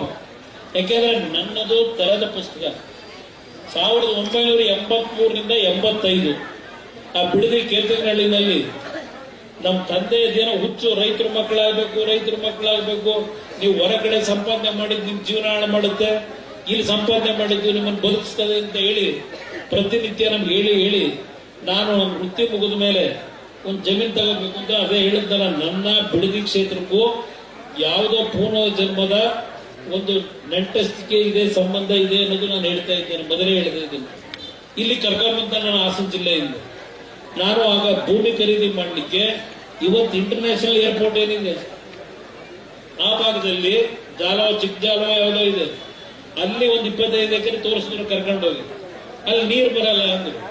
ಅಲ್ಲಿಂದ ನಮ್ಮ ಚಂದ್ರಪ್ಪ ಸರ್ಕಲ್, ಅಲ್ಲಿಂದ ನಮ್ಮ ಇನ್ನೊಂದು ಈ ಮಾಗಡಿಯಿಂದ ಆ ಕಡೆ ಒಂದು ರೋಡ್ ಹೋಯ್ತದೆ, ಯಾವ್ದು ಮರ್ತುಬಿಟ್ಟೆ, ತಿಪ್ಪಗೊಂಡಳ್ಳಿ ಮುಂದೆ ಒಂದು ರೋಡ್ ಹೋಯ್ತದೆ, ಅಲ್ಲೆಲ್ಲೋ ಕರ್ಕೊಂಡು ಹೋದ್ರು. ಕೊನೆಗೆ ನನಗೆ ನಮ್ಮ ಚೈನಾ ಸಾಬರು ಅಂತೇಳಿ ಬಿಡದಿಲ್ಲೊಬ್ರು ಇದ್ರು, ಅವರು ಆ ಮೇನ್ ರೋಡಲ್ಲಿ ನಿಲ್ಲಿಸ್ಕೊಂಡು ಆ ಭೂಮಿ ತೋರಿಸಿದ್ರು ನನಗೆ. ಈ ಕೇತನಹಳ್ಳಿ ಇವತ್ತೇನು 46 ಎಕರೆ ಲ್ಯಾಂಡ್ 84, 85 ಖರೀದಿ ಮಾಡಿದೆ. ಅಲ್ಲೆಲ್ಲ ಮೈಸೂರಿನಲ್ಲಿ ಒಂದು ಚಿತ್ರದ ಹಂಚಿಕೆ ಇಟ್ಕೊಂಡಿದ್ದೆ. ಅದ್ರಲ್ಲಿ ಬರೋ ದುಡ್ಡು ಇಲ್ಲಿ ತರೋದು 10,000, 15,000 ಇನ್ವೆಸ್ಟ್ಮೆಂಟ್ ಮಾಡಿ ಭೂಮಿ ಖರೀದಿ ಮಾಡ್ತಾ ಇದ್ದೆ. ಅಲ್ಲಿ ನನಗೆ ಜಾಗ ತೋರಿಸಿದಾಗ ಅಲ್ಲಿ ಭೂಮಿ ಕಾಣಲಿಲ್ಲ, ಅಲ್ಲಿ ಕಲ್ಲಮಂಟಿ ಕಾಣಿಸ್ತು. ನಾನ್ ಜಮೀನ್ ಕೇಳ್ತಿರೋದು ರೈತನಾಗಿ ಬದುಕಲಿಕ್ಕೆ, ನನಗೆ ಕಲ್ಲೊಡೆಯ ಕೆಲಸಕ್ಕಲ್ಲಪ್ಪ ಅಂದೆ ಅವರಿಗೆ. ಆಮೇಲೆ ಅಲ್ಲಿ ರೈಲ್ವೆ ಗೇಟ್ ಬೇರೆ ಇರ್ಲಿಲ್ವಲ್ಲ, ಕಾರ್ ನಿಲ್ಸಿ ಅಲ್ಲಿ ನಡ್ಕೊಂಡು ಹೋದ್ರು. ಅದನ್ನ ನೋಡಿ ಏನೋ ಪುಣ್ಯ, ಅಲ್ಲಿ ಬರಿಯಪ್ಪ ಅಂತೇಳಿ ಹೊರ ಉಳ್ತಿದ್ರು. ಕೇಳಿದೆ ಅವ್ರನ್ನ, ಇಲ್ಲ ನಾವಿದ್ರಲ್ಲಿ ಏನು ಸಂಪಾದನೆ ಮಾಡಕ್ಕಾಗ್ತಿಲ್ಲ, ಕೊಡಕ್ ತಯಾರಾಗವ್ರೆ ಅಂದ್ರು. ನನಗೆ ಬಹಳ ಒತ್ತಡ ನಿಮ್ಗೆ ಹೇಳಬೇಕು ಅನ್ನೋದಾದ್ರೆ, ನಾನು ಅವತ್ತು ಮಾಡೋದಾಗಿದ್ರೆ ಒಂದು 150 ಎಕರೆ ಅದೇ ಲೈನಲ್ಲೇ ಮಾಡ್ಬಿಡಿವೆ. ಹಿಂಸೆ ತಗೊಳ್ಳಿ ಅಂತ ನಾನು ಹೇಳಿದೆ. ನೋಡಪ್ಪ, ನನಗೆ ಆ ರೀತಿ ಭೂಮಿಯ ದಾಹ ಇಲ್ಲ. ನಮ್ಮ ಅಪ್ಪನ ಒಂದು ಆಸೆ ಏನಿದೆ, ಅದಕ್ಕೋಸ್ಕರ ಒಂದು ಲ್ಯಾಂಡ್ ಉಳಿತಾ ಇದ್ದೆ, ಇಲ್ಲೇನೋ ಕೊಡ್ತೀವಿ ಅಂತೀರಿ, ನನಗೆ ಇಷ್ಟಕ್ಕೆ ಇದಕ್ಕಿಂತ ಬೇಡಪ್ಪ, ಕೈ ಮುಗಿತೀನಿ ಅಂತ ಹೇಳಿ ನಾನೇ ಬೇಡ ಅಂದೆ. ಅವತ್ತು ನಾನು ಮನ್ಸು ಮಾಡಿದ್ರೆ ಅಲ್ಲೇ 150 ಎಕರೆ ಮಾಡಿವೆ, ಆ ರೋಡ್ ಮೈನ್ ರೋಡಲ್ಲಿ. ಇವತ್ತಲ್ಲೆಲ್ಲ ಬಡಾವಣೆಗಳ ರಚನೆ ಆಗಿದೆ. ನಾನು ನಿಮಗೆ ಹೇಳ್ತೀನಿ, ನಾನೇನಾದರೂ ಭೂಮಿ ತಗೊಂಡು ರಿಯಲ್ ಎಸ್ಟೇಟ್ ಬಿಸ್ನೆಸ್ ಮಾಡೋದಾಗಿದ್ರೆ ಇವತ್ತಲ್ಲಿ ತೆಂಗಿನ ಗಿಡ ಬೆಳೀತಾ ಇದ್ನ, ಅಡಿಕೆ ಗಿಡ ಬೆಳೀತಾ ಇದ್ನ, ಬಂದಿದ್ರಿ ನೋಡಿದಿರಿ. ಹಲವಾರು ಜನ ಇಲ್ಲಿಂದ ಬಂದು ಕೂಲಿ ಕೆಲಸ ಮಾಡಿದಿರಿ, ಬಂದ್ ನನ್ನ ಜೊತೆ ಅನ್ಕೋ ಹೊಲದಲ್ಲಿ ಕೆಲಸ ಮಾಡಿ ಹಲವಾರು ಕುಟುಂಬದಲ್ಲಿದ್ದೀರಿ, ಹೊಸೂರಿನವರಿದ್ದಾರೆ. ಅದರಿಂದ ಇಲ್ಲಿ ಈ ಮಹಾನುಭಾವ ಹೇಳ್ತಾನಲ್ಲ, ಕನಕಪುರ ಭಾಗದ ರೈತರು ಯಾರೂ ನಿಮ್ಮ ಜಮೀನುಗಳನ್ನು ಮಾರಾಟ ಮಾಡಬೇಡಿ, ಬ್ರಾಹ್ಮಣರು ಇದನ್ನೇ ಹೇಳಿದ್ದು. ಬೆಂಗಳೂರಿನವರು ಒಂದು ದುಪ್ಪಟ್ಟು ದುಡ್ಡು ಕೊಟ್ಟು ಕೇಳಿದ್ರು, ಜಮೀನು ಕೊಡಬೇಡಿ ಅಂದ್ರೆ ಬೆಂಗಳೂರಿನವರು ಅಂತ ಹೇಳ್ತಾರಲ್ಲ, ಅವ್ರನ್ನೇ ಸೇರಿಸ್ಕೊಂಡು ಹೇಳೋರು, ಯಾರನ್ನ ಸೇರಿಸ್ಕೊಂಡು ಹೇಳೋರೆ. ಮುಂದಿನ ದಿನಗಳಲ್ಲಿ ನಿಮ್ಮ ಜಮೀನಿಗೆ ಬಹಳ ಒಳ್ಳೆಯ ಬೆಲೆ ಬರುತ್ತದೆ. ನಾವೆಲ್ಲರೂ ಬೆಂಗಳೂರು ಜಿಲ್ಲೆಯವರಾಗಲಿದ್ದೇವೆ. ನಿಮ್ಮನ್ನೆಲ್ಲ ಈಗ ರಾಮನಗರ ಜಿಲ್ಲೆಯಿಂದ ಬೆಂಗಳೂರಿಗೆ ಕರ್ಕೊಂಡು ಹೋಗೋರಿಗೆ. ಬೆಂಗಳೂರು ಜಿಲ್ಲೆ ಇವತ್ತು ಕೆಂಪೇಗೌಡರ ಜಯಂತಿನ ಆಚರಣೆ ಮಾಡ್ತಾ ಇದ್ದೇವೆ. ಆ ಪುಣ್ಯಾತ್ಮ ಕೆಂಪೇಗೌಡರು ಅದು ಯಾವ ಗಳಿಗೆನಲ್ಲಿ ಆ ನಗರಕ್ಕೆ ಫೌಂಡೇಶನ್ ಹಾಕಿ, ಆ ಬೆಂಗಳೂರು ಬೆಂದಕಾಳೂರು ಅದೇನೋ ಹೇಳ್ತಾರೆ ಹೆಸರುಗಳು, ಆ ಪುಣ್ಯಾತ್ಮ ಯಾವ ಸಂದರ್ಭದಲ್ಲಿ ಸುಮುಹೂರ್ತದಲ್ಲಿ ಪೂಜೆ ಮಾಡಿದ್ರು ಗೊತ್ತಿಲ್ಲ. ಇವತ್ತು ವಿಶ್ವಕ್ಕೆ ಸರಿಸಾಟಿಯಾಗಿ ಬೆಳೀತು. ಆದ್ರೆ ಬೆಂಗಳೂರು ನಗರದ ಪರಿಸ್ಥಿತಿ ಎಲ್ಲಿಗೆ ಬಂದಿದೆ? ಒಂದು ರಸ್ತೆ ಗುಂಡಿ ಮುಚ್ಚಕ್ಕಾಗಿಲ್ಲ. ಕಳೆದ 3-4 ವರ್ಷದಲ್ಲಿ 1200 ಕೋಟಿ ಬೆಂಗಳೂರಿನ ಗುಂಡಿ ಮುಚ್ಚಿಕೆ ಅಂತ ಹೇಳಿ ಖರ್ಚು ಮಾಡಿದ್ದಾರೆ. 1200 ಕೋಟಿ ಗುಂಡಿ ಮುಚ್ಚಲು ಬೇಕಾಗಿರ್ಲಿಲ್ಲ. ಎಲ್ಲ ರಸ್ತೆ ಡಾಂಬರೀಕರಣ ಹಾಕೊಂಡ್ ಬಂದಿದ್ರು, ಒಳ್ಳೆ ರಸ್ತೆ ಆಗಿರೋದು. ಗುಂಡಿ ಮುಚ್ಚಲು ಬೇಕಾಗಿರ್ಲಿಲ್ಲ. ಗುಂಡಿ ಮುತ್ತೀವಿ ಅಂತ ಹೇಳಿ 1200 ಕೋಟಿ ಇವತ್ತು ಈ ರಾಜ್ಯದ ಜನತೆ ತೆರಿಗೆ ಹಣ ಲೂಟಿಯಾಗಿದೆ. ಇಲ್ಲಿ ಹೇಳ್ತಾರೆ, ಈ ಹೇಳಿಕೆಯ ಮೂಲಕ ಅವರು ರಾಮನಗರ ಜಿಲ್ಲೆಯನ್ನು ಬೆಂಗಳೂರು ದಕ್ಷಿಣ ಜಿಲ್ಲೆಯನ್ನಾಗಿ ಮರುನಾಮಕರಣ ಮಾಡುವ ಸುಳಿವನ್ನು ನೀಡಿದ್ದರು. ಜನ ಮಾಡ್ಕೊಂಡು ಇನ್ನ ಹೆಚ್ಚಿಗೆ ಹೇಳಲ್ಲ, ಸಮಯ ವ್ಯರ್ಥ ಮಾಡಲ್ಲ. ಇದು ಯಾವ ರೀತಿ ಹೊರಟಿದ್ದಾರೆ ಅನ್ನೋದು. ಇಲ್ಲಿ 50 ಎಕರೆ ಲ್ಯಾಂಡ್ 50% ನಿಮಗೆ ಡೆವಲಪ್ ಮಾಡಿದ ಲ್ಯಾಂಡ್ ಅಂದ್ರಲ್ಲ. ಇಲ್ಲೇನಾಗಿದೆ, ಈ ನೈಸ್ ರಸ್ತೆ ಅನ್ನಲ್ಲ, ನೈಸ್ ರಸ್ತೆನಲ್ಲಿ ಸುಮಾರು 4000 ಕುಟುಂಬಗಳಿಗೆ ಆ ಭೂಮಿಯನ್ನು ಕಳ್ಕೊಂಡಿದ್ರು. ಮುಂದೆ ಬಂದಂತ ಸರ್ಕಾರಗಳು ಅದನ್ನು ದೇವೇಗೌಡರು ಕೂಸು ಅಂತಾರೆ. ಇವತ್ತು ಆ ನೈಸ್ ರಸ್ತೆ ಹೆಸರಿನಲ್ಲಿ ಲೂಟಿ ಏನಾಗ್ತಿದೆ. ಈಗ ರಸ್ತೆ ಅಲ್ಲೇ ತಿರುಗ್ತಾ ಇದೆ, ಬೆಂಗಳೂರು ಸುತ್ತ, ಮೈಸೂರಿಗೂ ಹೋಗಲೇ ಇಲ್ಲ ಅದು ರಸ್ತೆ. ಇವತ್ತು ಆ ರಸ್ತೆಯ ಅಕ್ಕಪಕ್ಕದಲ್ಲಿ ಎಷ್ಟು 1000 ಕೋಟಿ ಬೆಲೆ ಬಾಳ್ತಕ್ಕಂಥ ಭೂಮಿ ಯಾರು ಲಪಟಾಯಿಸಿದ್ದಾರೆ? ಶಿವಕುಮಾರ್ ಅವರೇ, ಇಲ್ಲೆಲ್ಲ ನಂದೆಲ್ಲ ನನ್ನ ಮಗೊಂದು 5 ಎಕರೆ ಭೂಮಿ ಬಗ್ಗೆ ಬೋರ್ಡ್ ಹಾಕೊಂಡು ಹೊರಟಿದ್ರಲ್ಲ ರಸ್ತೆಯಲ್ಲಿ. ಯಾವ್ಯಾವ ಕುಟುಂಬ ಬೀದಿ ಪಾಲ್ ಮಾಡಿ, ಯಾರ್ಯಾರನ್ನ ಕಿಡ್ನಾಪ್ ಮಾಡಿ ಇಲ್ಲಿ ಜಮೀನ್ ತಗೊಂಡಿದ್ರಲ್ಲ, ಸ್ಕೂಲ್ಗಳು ಕಟ್ಟಿದಿರಲ್ಲ, ಯಾವ ರೀತಿ ಕಟ್ಟಿದಿರಿ? ಇವತ್ತು ಇಲ್ಲಿ ನನ್ನ ಜನಗಳನ್ನ, ನನಗೆ ಜನ್ಮ ಕೊಟ್ಟಿರೋ ಜನ ರಾಜಕೀಯದಲ್ಲಿ ನೀವು ನಿಮ್ಮನ್ನ ಎತ್ತಂಗಡಿ ಮಾಡತಕ್ಕಂಥದ್ದಕ್ಕೆ ನಾನು ಒಪ್ಪಿಗೆ ಕೊಡ್ತೀನ? ನನ್ನ ಮುಂದೆ ಬಂದ್ರಿ, ಒಂದು 50 ಜನ ನಿಮ್ಮ ತೋಟಕ್ಕೆ ಬಂದ್ರಿ, ಇವತ್ತು ಈ ರೀತಿ ಆಗಿದೆ, ನಿಮ್ಗೆ ಬೆಂಬಲ ಬೇಕು, ನಿಮ್ಗೆ ದೊರಿಬೇಕು ನಮಗೆ ಅಂದ್ರೆ ನಿಮ್ ಪರವಾಗಿ ನಾನು ನಿಂತಿದ್ದೇನೆ. ಇಲ್ಲಿ ಯಾವುದೇ ರಾಜಕೀಯದ ದ್ವೇಷಕ್ಕಲ್ಲ. ನೀವು ಬಂದಾಗ ಶಿವಕುಮಾರ್ ಮುಖ್ಯಮಂತ್ರಿ ಆಗಿರ್ಲಿಲ್ಲ, ಸಿದ್ದರಾಮಯ್ಯ ಮುಖ್ಯಮಂತ್ರಿ ಇದ್ರು. ಇಲ್ಲಿ 4000 ಜನಕ್ಕೆ 25 ವರ್ಷ ಆಗಿದೆ, ಇನ್ನೂ ಆ 40% 50% ಭೂಮಿ ಕೊಡ್ಬೇಕಲ್ಲ. ಇವತ್ತವರೆಗೂ ಕೊಟ್ಟಿಲ್ಲ. ಮುಖ್ಯಮಂತ್ರಿ ಸಿದ್ದರಾಮಯ್ಯ ಪತ್ರ ಕೊಟ್ಟವ್ರೆ, ನಮಗೆ 30 ವರ್ಷ ಆಯ್ತು, ಇನ್ನು 30-40 60-40 ಸೈಟ್ ಕೊಡ್ತೀವಿ ಅಂದ್ರು. ನಾವು ಭೂಮಿ ಕಳ್ಕೊಂಡಿದ್ದೇವೆ, ನಮ್ಗಿನ್ನು ಭೂಮಿ ಬಂದಿಲ್ಲ ಅಂತ ಹೇಳಿ ಸೈಟು 4000 ಅರ್ಜಿ ಆ ನೈಸ್ ರಸ್ತೆ ಏನಿದೆ ಅಲ್ಲಿ ಕೊಡಬೇಕಾದ ಇನ್ನೂ ಕೊಟ್ಟಿಲ್ಲ. 30 ವರ್ಷ ಆಯ್ತು. ಇನ್ನು ನಿಮ್ ಶಿವಕುಮಾರ್ ನಿಮಗೆ ಇಲ್ಲಿ 50% ಕ್ಯಾಶು 50% ಭೂಮಿ ಕೊಡ್ತೀನಿ ಅಂತ ಹೇಳ್ತಾವ್ರಲ್ಲ, ಅವ್ರಿರ್ತಾರೋ ನಾವಿರ್ತೀವೋ ಇಲ್ಲ ನೀವಿರ್ತೀರೋ ಗೊತ್ತಿಲ್ಲ. ಯಾವಾಗ ಕೊಡ್ತಾ ಇದ್ರೆ 30 ವರ್ಷ ಆಗಿದೆ, ಇನ್ನೂ ಕೊಟ್ಟಿಲ್ಲ. ಭೂಮಿಯಲ್ಲಿ ಎಂಟೈರ ಪ್ರಾಪರ್ಟಿನ ಒಡೆದುಕೊಳ್ತವೆ. ಇದೊಂದು ಭಾಗ. ಕುಮಾರಸ್ವಾಮಿ ಅಂತಾರಲ್ಲ, ರೆಡ್ ಝೋನ್ ನಿಮಗೆ ಅರ್ಥ ಆಗಿರಬೇಕು. ಇದರಿಂದ ನಿಮಗೇನು ಸಮಸ್ಯೆ ಮಾಡಿಲ್ಲ ನಾನು, ನಿಮಗೇನು ಸಮಸ್ಯೆ ಇಲ್ಲ. ಇವತ್ತು ಭೂಮಿ ಉಳಿಸ್ಕೊಂಡಿದ್ದೀರಿ, ನನ್ನ ತಾಯಂದರು ನಿಮ್ಮ ಆ ಭೂಮಿ ಕೊಡಲ್ಲ ಅಂತಕ್ಕಂಥ ಹೇಳಿದ್ದೀರಿ. ನಾನು ಈ ಒಂದು ವಿಷಯದಲ್ಲಿ ಹಾಗೇನು ಚರ್ಚೆ ನಡೀತಾ ಇತ್ತು, ನಿಮ್ ಗಮನಕ್ಕೆ ತರ್ತೀನಿ ಅಣ್ಣ. ನನ್ನ ತಾಯಂದ್ರಿಗೆ ವಿಧಾನಸಭೆಯಲ್ಲಿ 2 ದಿನ ನಡೀತು ಚರ್ಚೆ. ಅದು ಬರೀ ನಮ್ಮ ಬಿಡದಿ ಭಾಗದ್ದಲ್ಲ, ಇಡೀ ಬೆಂಗಳೂರು ಸುತ್ತಮುತ್ತ 5 ಟೌನ್ಶಿಪ್ನ ವಿಷಯದಲ್ಲಿ ಬಹಳ ದೊಡ್ಡ ಚರ್ಚೆ ಆಯಿತು. 2 ಗಂಟೆ ಕಾಲ, ಅಲ್ಲ 2 ದಿನಗಳ ಕಾಲ. ಸಿದ್ದರಾಮಯ್ಯನವರು ಭಾಷಣ ಮಾಡಿದ್ರು, ಮಲ್ಲಿಕಾರ್ಜುನ್ ಖರ್ಗೆ ಭಾಷಣ, ಧರ್ಮಸಿಂಗ್ ಅವರು ಭಾಷಣ, ಇದೇ ಶಿವಕುಮಾರ್ ಅವರು ಭಾಷಣ, ಹೀಗೆ ಹಲವಾರು ಜನ 2 ದಿನ ಭಾಷಣ ಮಾಡುತ್ತಾರೆ ವಿಧಾನಸಭೆ ಕಲಾಪದಲ್ಲಿ. ಇದು ವಿಧಾನಸಭೆ ಕಲಾಪದ ಬುಕ್. ಇದು ನಾನು ಅವತ್ತು ಮುಖ್ಯಮಂತ್ರಿ ಇದ್ದಾಗ ಅವ್ರು ಏನೇನು ಚರ್ಚೆ ಮಾಡೋರು ಇದೆಲ್ಲ ಇಲ್ಲಿ. ಇವತ್ತು ರೈತರ ಭೂಮಿನ, ಇವತ್ತು ಯಾವುದೇ ಕಾರಣಕ್ಕೂ ಫಲವತ್ತಾದ ಭೂಮಿನ ಯಾವುದೇ ಕಾರಣಕ್ಕೂ ಅಕ್ವೈರ್ ಮಾಡಬಾರದು ಅಂತ ಭಾಷಣ ಮಾಡವ್ರೆ. ಅವತ್ತು 2007 ಜುಲೈ ತಿಂಗಳಲ್ಲಿ ನಾನು ಅದಕ್ಕೆ ಏನು ಉತ್ತರ ಕೊಟ್ಟಿದ್ದೀನಿ? BMRDA ಇಂದ ರಾಮನಗರ ತಾಲೂಕು ಬಿಡದಿಯಲ್ಲಿ ಏನು ಪ್ರಾಜೆಕ್ಟ್ ಬರಬೇಕೆಂದು ಹೇಳಿ ನಮ್ಮ ಅಧಿಕಾರಿಗಳು ಚಿಂತನೆಯನ್ನು ನಡೆಸಿದ್ದಾರೆ. ಇದರಲ್ಲಿ ರೈತರನ್ನು ಒಕ್ಕಲೆಬ್ಬಿಸಬೇಕೆಂದು ಅಲ್ಲ, ರೈತರು ಬಹಳ ಆಕ್ರೋಶದಲ್ಲಿ ಮಾತನಾಡುತ್ತಿದ್ದಾರೆಂದು ಹೇಳುತ್ತಿದ್ದೀರಿ. ನನಗೆ ಓಟು ಕೊಟ್ಟಿರುವಂತ ಪುಣ್ಯಾತ್ಮರು ಅವರು ಬಿಡದಿ ವಿಷಯದಲ್ಲಿ ನಾನು ಅವತ್ತು ವಿಧಾನಸಭೆಯಲ್ಲಿ ಹೇಳಿರ್ತಕ್ಕಂಥದ್ದು, ನನಗೆ ಓಟ್ ಕೊಟ್ಟಿರ್ತಕ್ಕಂಥ ಪುಣ್ಯಾತ್ಮ ಜನರು, ಅವರನ್ನ ನಾನು ಒಕ್ಕಲೆಬ್ಬಿಸಿ ಅವರ ಮನಸ್ಸಿಗೆ ನೋವು ಕೊಟ್ಟು ಅಲ್ಲಿ ಟೌನ್ಶಿಪ್ ಮಾಡತಕ್ಕಂಥ ಅವಶ್ಯಕತೆ ನನಗಿಲ್ಲ. ಇದು ವಿಧಾನಸಭೆ ಕಲಾಪದಲ್ಲಿ ನಾನು ಮಾಡಿರ್ತಕ್ಕಂಥ ಭಾಷಣ, ಅವತ್ತು ಈ ರಾಜ್ಯದ ಮುಖ್ಯಮಂತ್ರಿಯಾಗಿ. ಇದು ರೆಕಾರ್ಡ್ನಲ್ಲಿ ವಿಧಾನಸಭೆಯ ದಾಖಲೆಯಿದೆ. ಅಲ್ಲಿಗೆ ನಿಲ್ಲಿಸ್ತಾ, ಇದು ಅಕ್ಟೋಬರ್ ತಿಂಗಳಲ್ಲಿ ನಾನು ಮಾಡಿರ್ತಕ್ಕಂಥ ಭಾಷಣ. ಅದಾದ 2 ತಿಂಗಳು ನನ್ನ ಸರ್ಕಾರ ಹೋಯಿತು. ಆ 2 ತಿಂಗಳಲ್ಲಿ ಯಾವುದೇ ರೀತಿಯ ಚಟುವಟಿಕೆಗೆ ಇಲ್ಲಿಯ ಒಂದು ಟೌನ್ಶಿಪ್ ವಿಷಯದಲ್ಲಿ ಫುಲ್ ಸ್ಟಾಪ್ ಮಾಡಿದೆ. ಆಮೇಲೆ ನಂತರ ಬಂದಂತರು ಅದೇನೇನೋ ವ್ಯವಸ್ಥೆಗಳು ಮಾಡ್ಕೊಂಡು ಅದೇನೋ ಡೀಟೇಲ್ ಇದೆ, ಅದು ಎಲ್ಲ ನಿಮ್ಗೆ ಹೇಳಲ್ಲ.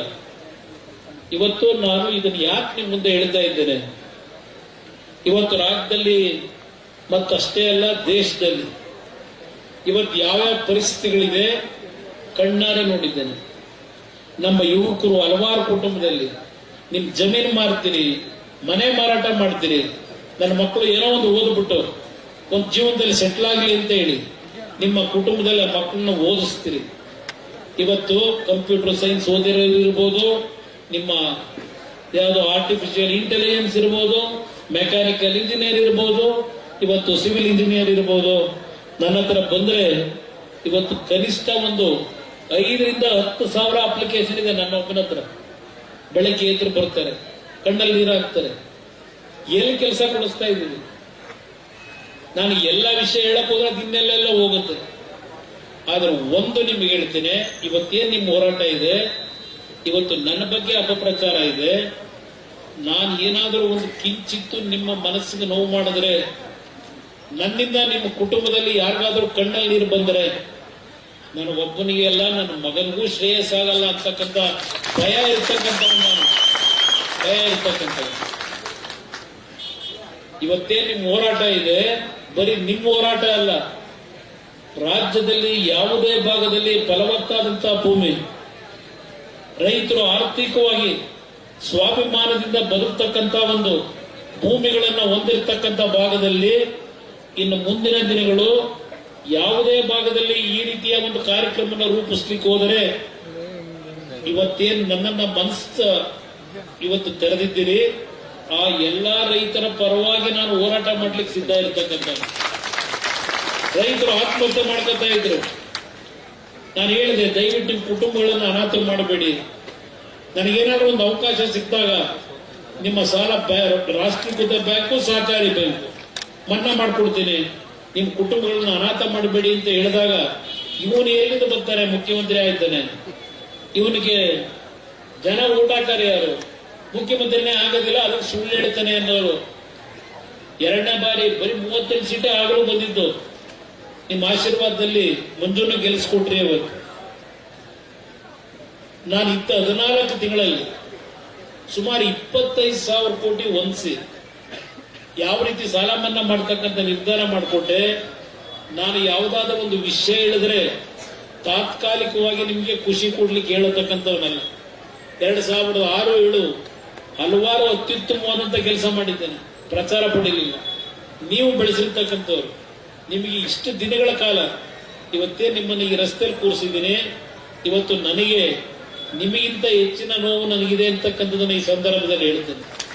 ಒಂದು, ಇವತ್ತು ಸರ್ಕಾರದಿಂದಲೇ ಮುಖ್ಯಮಂತ್ರಿಗಳು ಪತ್ರ ಬರೆದು ಬನ್ನಿ ವಿಧಾನಸೌಧಕ್ಕೆ ಅಂದರು 26ನೇ ತಾರೀಕು. ನಾನು ತಕ್ಷಣ ಇನ್ನೊಂದು ಪತ್ರ ಬರೆದೆ 1 ಗಂಟೆ ಒಳಗೆ. ನೋಡಪ್ಪ, ನಾನು ವಿಧಾನಸೌಧಕ್ಕೆ ಬರ್ಲಿಕ್ಕೆ ಸಾಧ್ಯ ಇಲ್ಲ. ಯಾವ ಭೂಮಿಯನ್ನ ಕಳ್ಕೊಳ್ತಾ ಇದ್ದೇವೆ, ಒಂದು ಭಯದಲ್ಲಿದ್ದಾರೆ. ಆ ಭೂಮಿಯನ್ನು ಕಳ್ಕೊಳ್ತಕ್ಕಂಥ ನಮ್ಮ ರೈತರ ಸನ್ನಿಧಾನದಲ್ಲಿ ಈ ಒಂದು ಚರ್ಚೆಗಳಾಗಬೇಕು. ಅಲ್ಲಿಗೆ ಬಂದ್ರೆ ನಾನು ಬರ್ತೀನಪ್ಪ ಅಂತ ಹೇಳಿ ಪತ್ರ ಬರೆದು. ಯಾಕೆಂದ್ರೆ ಅವ್ರು ಏನ್ ಹೇಳ್ತಾರೆ, ನಿಮ್ಮ ತಂಡದ 5-6 ಜನನ್ನ ಕರ್ಕೊಂಡ್ ಬನ್ನಿ. ನನಗೆ ತಂಡ ಏನು 5-6 ಗುಂಪಿಟ್ಕೊಂಡಿದ್ದೀನ? ನನ್ನ ತಂಡ ಯಾವುದು? ಈ ನಾಡಿನ 6.5 ಕೋಟಿ ಜನತೆ ನನ್ನ ತಂಡ. ಶಿವಕುಮಾರ್ ಅವರೇ, ನೀವು ನಿಮ್ಗೆ ಬೇಕಾದಂತ ತಂಡಗಳನ್ನು ಇಟ್ಕೊಂಡಿದ್ದೀರಿ. ತಾವರೆಕೆರೆ ಹತ್ರ ಜಮೀನು ಲೂಟಿ ಮಾಡಕ್ ಅಲ್ಲೊಂದು ತಂಡ, ಇನ್ನಲ್ಲೆಲ್ಲ BM ಕಾವಲ ಹತ್ರ ಅಲ್ಲೊಂದು ತಂಡ. ತಂಡಗಟ್ಟಲೆ ಇದೆ ನಿಮ್ಮ ವ್ಯವಹಾರಗಳು. ಆದ್ರೆ ಏನ್ ಮಾಡೋದು, ಈ ದೇಶದ ಸಂವಿಧಾನದ ವ್ಯವಸ್ಥೆ ಒಳಗೆ ಕಷ್ಟ. ಯಾರನ್ನು ಬೇಕಾದ್ರೂ ಕೊಂಡ್ಕೊತೀರಿ. ಸೂಕ್ಷ್ಮವಾಗಿ ಹೇಳ್ತಾ ಇದ್ದೇನೆ, ಕಾನೂನಿನ ವ್ಯಾಪ್ತಿನಲ್ಲೂ ಸಹ ಒಂದು ಮೆರಿಟ್ ಮೇಲೆ ನೀವು ಹೋರಾಟ ಮಾಡಲ್ಲ. ಮೆರಿಟ್ ಮೇಲೆ ಹೋರಾಟ ಮಾಡಲ್ಲ. ನಾನು ಎಲ್ಲ ಸತ್ಯ ನಾನು ಹೇಳಕ್ಕಾಗಲ್ಲ.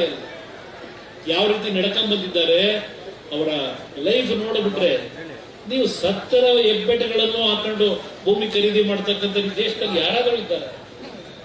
ಯಾರಾದ್ರೂ ನೋಡಿದಿರ? ಸತ್ತೋಗಿರ್ತಾರೆ, ಅವ್ರದ್ದು ಹೆಬ್ಬೆಟ್ಟು. ಈಗ ಇಲ್ಲಿ ಯಾರೋ ಒಂದು ತಂದು ತೋರಿಸಿದ್ರು, ಇಲ್ಲೊಂದು ಯಾವ್ದೋ ಒಂದು ಸುಳ್ಳ ಹೆಸರಿನಲ್ಲಿ ಈಗಾಗಲೇ ಅವನ ಯಾವನ ಸೆಕ್ರೆಟರಿ ಭೂಮಿನ ಕೊಟ್ಟಿರ್ಲಿ, ಯಾರೋ ಹೆಸರಿಗೆ ಭೂಮಿ ಈಗ ದಾಖಲೆ ಮಾಡಿಕೊಟ್ಟವ್ರೆ. ಇಂಥವು ಬರೀ ಒಂದಲ್ಲ. ಇಲ್ಲಿ ನಡೆದಿರೋದು ಯಾರು ನಮ್ಮ ಹೆಣ್ಮಗಳು ಮೊದಲು 9,000 ಎಕರೆ ಅಂತ ಹೇಳಿದ್ರಿ, ಈಗ 7,500 ಎಕರೆಗೆ ಯಾಕೆ ಇಳಿತು? 2,000 ಗೋಮಾಳ ಇದೆ ಅಂದ್ರಿ, ಈಗ 700 ಎಕರೆ ಗೋಮಾಳ ಅಂತಿದ್ರಿ. ಇನ್ನುಳಿದ ಗೋಮಾಳದ ಭೂಮಿ ಎಲ್ಲೋದು? ಇದೇ ಹೋಗಿರೋದು ಇಲ್ಲಿ ಈ ತರ. ನಾನೇನೋ ಹೇಳಿದೆ, ಅಧಿಕಾರಿಗಳು ಯಾವನೊಬ್ಬ ಅದನ್ನ ಗೊತ್ತಿದೆ ನನಗೆ.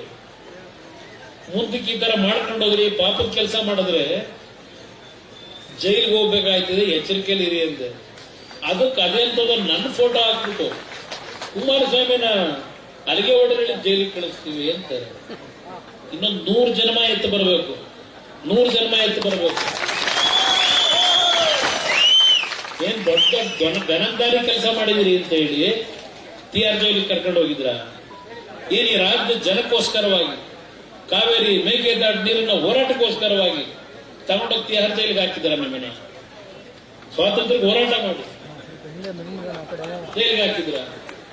ನನಗೆ ಕನಕಪುರದವರು ಕೆಲವರಿಲ್ಲ, ಅವರು ಇಲ್ಲಿ ನನಗೆ ಹೇಳೋರು, ಇದೇನು ನಮ್ಮ ಕೆಂಪೇಗೌಡರು ವಂಶ ಅಂತಾರೆ, ಅದೇನೋ ಬಳಗಟ್ಲೆ ಅಳಿಯರಂತೆ ಇಬ್ಬರಿಗೆ. ಪಾಪ ಈಗ ಹೆಂಗವ್ರೆ? ನನ್ನ ಮಗನದಲ್ಲೆಲ್ಲೋ ಹಾಕೊಂಡಿದ್ರಲ್ಲಪ್ಪ, ಅವನಿಲ್ಲ, ಅವರು ಇಲ್ಲ 5 ಎಕರೆ ಮಾಡ್ಕೊಂಡು. ನಮ್ಗೆ ಯಾಕೆ ಅಂದ್ರೆ ಯಾರೋ ಒಬ್ಬ ಟಿವಿ ನೆನ್ನೆ ಬಂದಿದ್ದ ನೋಡಿದೆ, ನಮ್ಮ ಸಿದ್ದರಾಜು ಅಂತ ಅವ್ರು ಎಲ್ಲಿದ್ದ, ಭೂಮಿ ಯಾಕೆ ಹೊಡೆದಿದ್ದ, ಮತ್ತೆ ಅದಕ್ಕೆ ನನಗೇನು ಟೋಪಿ ಆಗ್ತ? ನಾವ್ ಶಿವಕುಮಾರ್ ಆ ಸ್ಥಾನದಲ್ಲಿ ಇದ್ದಿದ್ರೆ ಕೈಕಾಲು ಮುರಿಸಿ ಬರ್ಸ್ಕೊಳ್ಳೋದು. ನಾನ್ ಮಾಡಿದ್ದೇನು?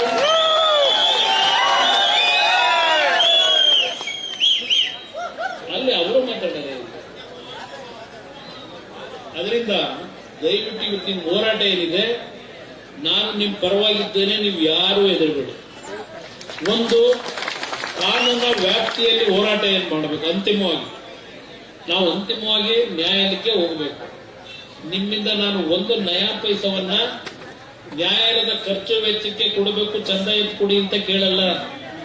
ನಾನೇನು ಅಪಮಾರ್ಗದಲ್ಲಿ ಹಣ ಸಂಪಾದನೆ ಮಾಡಿಲ್ಲ, ಬಹಳ ಸ್ಪಷ್ಟವಾಗಿ ಹೇಳ್ತೇನೆ. ಲೇಲ ಆಂಜನೇಯನ ಹೆಸರು ಹೇಳದ ಮಂಜಣ್ಣ. ಎಸ್, ರಾಜಕೀಯಕ್ಕೆ ಇವತ್ತೇನು ರಾಜಕಾರಣ ಇದೆ, ಎಸ್, ನಾನು ರಾಜಕೀಯದಲ್ಲಿ ಚುನಾವಣೆ ಸಂದರ್ಭಗಳಲ್ಲಿ ಬಹಳ ಜನ ತಂದು ಕೊಡ್ತಾರೆ ಹಣನ, ಹಾಗಂತೇಳಿ ಆ ಹಣ ದುರುಪಯೋಗ ಪಡಿಸ್ಕೊಂಡು ನಾನು ಎಲ್ಲೋ ಆಸ್ತಿ ಮಾಡಕ್ ಹೋಗಿಲ್ಲ. ಆ ದೇವಸ್ಥಾನ ಸನ್ನಿಧಾನದಲ್ಲಿ ಹೇಳ್ತಾ ಇದ್ದೆ, ಚುನಾವಣೆಗೆ ಹಣ ಬೇಕು, ನಾನು ಈ ಒಂದು ಸಣ್ಣ ಪಕ್ಷ ಕಟ್ಟಬೇಕು. ಎಲ್ಲಿಂದ ಕಟ್ಟಕ್ಕೆ ಸಾಧ್ಯ? ನಾನು ಮುಖ್ಯಮಂತ್ರಿಯಾಗಿ 2 ಬಾರಿ ಏನಾದರೂ ತಪ್ಪುಗಳನ್ನು ಮಾಡಿದರೆ ತಯಾರಾಗಿದ್ದೀನಿ. ನನ್ನ ಮೇಲೆ 4 ಕೇಸ್ ಹಾಕ್ಸಿದ್ರು. 14 ವರ್ಷದಿಂದ ನಡೀತಾ ಇದೆ ಕೇಸು, ಇನ್ನು ಮುಗಿಸಿಲ್ಲ ಅವರು. 14 ವರ್ಷ ಆಯ್ತು. ಯಾವುದೋ ಸಣ್ಣ ಕೇಸುಗಳು. ಅದು ಯಾವ ಕಾರಣ ಅಂದ್ರೆ ಹಿಂದೆ ನಡೀತಾ ಇತ್ತಲ್ಲ ಭ್ರಷ್ಟಾಚಾರ, ಅದರ ವಿರುದ್ಧ ಧ್ವನಿ ಎತ್ತಿ ನಾನು ಹೋರಾಟ ಮಾಡಿದ್ದಕ್ಕೆ ನನಗೇನಾದ್ರೂ ಶಿಕ್ಷೆ ಕೊಡಿಸಬೇಕು ಅಂತೇಳಿ ಪಾಪ ಒದ್ದಾಡಿ ಇವತ್ತೆಲ್ಲ ಇನ್ನೂ ನಡೆಸ್ಕೊಂಡಿದ್ದಾರೆ. ಆದ್ರೆ ನಾನು ಯಾರ ಮುಂದೆ ಹೋಗಿ ಈ ಸಂವಿಧಾನದ ಚೌಕಟ್ಟಿನಲ್ಲಿರ್ತಕ್ಕಂತಹ ಸಂಸ್ಥೆಗಳನ್ನ ಕೊಂಡ್ಕೋಬಹುದು ಅಂತೇಳಿ ಗುತ್ತಡೆತನ ತೋರಿಸಿಲ್ಲ. ಬಹಳ ಸ್ಪಷ್ಟವಾಗಿ ಹೇಳ್ತಾ ಇದ್ದೀನಿ, ಜಾತಿ ಕಾಣಿಸ್ ಧೈರ್ಯವಾಗಿ ಹೇಳ್ತಾ ಇದ್ದೀನಿ. ಇಲ್ಲೆಲ್ಲ ಒಬ್ರು ನಮ್ಮ ಯುವಕರು ಹೇಳಿದ್ರು, ಇವತ್ತು ಕರ್ನಾಟಕ ರಾಜ್ಯದಲ್ಲಿ ಯಾರಾದ್ರೂ ಒಂದು ಹೋರಾಟದ ಕಿಚ್ಚಿರ್ತಕ್ಕಂಥವನಿದ್ರೆ ಅದು ಕುಮಾರಣ್ಣ ಅಂತ ಹೇಳಿ ಇಲ್ಲೇನು ಹೇಳಿದ್ರಿ. ಇವತ್ತು ಆ ಒಂದು ವಿಷಯದಲ್ಲಿ ನಾನು ಯಾವುದೇ ಸ್ವಾಭಿಮಾನ ಕಳ್ಕೊಂಡು ರಾಜಿಗೆ ಒಳಗಾಗಲ್ಲ. ನಮ್ಮ ಅಪ್ಪ ಅದನ್ನು ಕಲಿಸೂ ಇಲ್ಲ, ನೀವು ನನಗೆ ಕಲಿಸಿಲ್ಲ ಅನ್ನೋದನ್ನ ಹೇಳಲಿಕ್ಕೆ ಬಯಸ್ತೇನೆ. ಇಲ್ಲಿಯವರೆಗೆ ನನ್ನ ರಾಮನಗರ ಜಿಲ್ಲೆ ನನಗೇನು ಪ್ರೀತಿಯಿಂದ ಕಂಡಿದ್ದೀರಿ, ಕುಟುಂಬದ ಮಗನು ಅಣ್ಣನ ಬಂದಿದ್ದಾನೆ ಅಂತ ಹೇಳಿ 2 ಕೈ ತುತ್ತಿನ ಅನ್ನ ಕೊಟ್ಟಿದ್ದೀರಿ. ನೀವು ನಿಮ್ಗೆಂದು ನಾನು ದ್ರೋಹ ಮಾಡಿ ನಿಮ್ಮ ಹೆಸರು ಕೆಡಿಸ್ತಕ್ಕಂಥ ಕೆಲಸ ಕರ್ನಾಟಕದಿಂದ ದೆಹಲಿಯವರೆಗೆ ಈ ಕ್ಷಣದವರೆಗೂ ನಾನು ಮಾಡಿಲ್ಲ. ನನ್ನ ಮೇಲೆ ವಿಶ್ವಾಸ ಇಟ್ಟಿದ್ದೀರಿ. ಆ ವಿಶ್ವಾಸ ನಾನು ಈ ಭೂಮಿಗೆ ಹೋಗೋವರೆಗೆ ಆ ವಿಶ್ವಾಸವನ್ನು ಕಳ್ಕೊಳ್ಳಕ್ ತಯಾರಿಲ್ಲ. ನನಗೆ ಬೇಕಾಗಿರೋದು ಈ ಭೂಮಿಗೆ ಹೋಗಬೇಕಾದ್ರೆ ಈ ನಾಡಿನ 6.5-7 ಕೋಟಿ ಜನತೆಯ ಹೃದಯದಲ್ಲಿ ಇಲ್ಲಪ್ಪ ಇಂಥವನೊಬ್ಬ ಇದ್ದ, ನಮ್ಮ ಕಷ್ಟಗಳಿಗೆ ಸ್ಪಂದಿಸ್ತಾ ಇದ್ದ ಅಂತಕ್ಕಂಥದ್ದು. ನಿಮ್ಮ ಹೃದಯದಲ್ಲಿ ಆ ಸ್ಥಾನ ಸಿಕ್ಕಿದ್ರೆ ಅದಕ್ಕಿಂತ ಇನ್ನೊಂದು ಆಸ್ತಿ ನನಗಿಲ್ಲ ಅನ್ನೋದನ್ನ ನಾನು ಇಟ್ಕೊಂಡಿದ್ದೇನೆ. ಬಹಳ ಜನ ಬರ್ತೀರಿ ಬೆಳಗ್ಗೆ ಮನೆ ಇವತ್ತು ಬೆಳಗ್ಗೆ ಒಬ್ಬ ಅಂಗವಿಕಲ ಬರ್ತಾನೆ, ಅವನ ಮನೆ ಬಿದ್ದೋಗಿದೆ, ಇವತ್ತಲ್ಲಿ ದುಡ್ಡು ಕೊಟ್ಟಿಲ್ಲ 5 ರೂಪಾಯಿ ಅಂತೇಳಿ ಶಿವಮೊಗ್ಗದಿಂದ ಬರ್ತಾನೆ.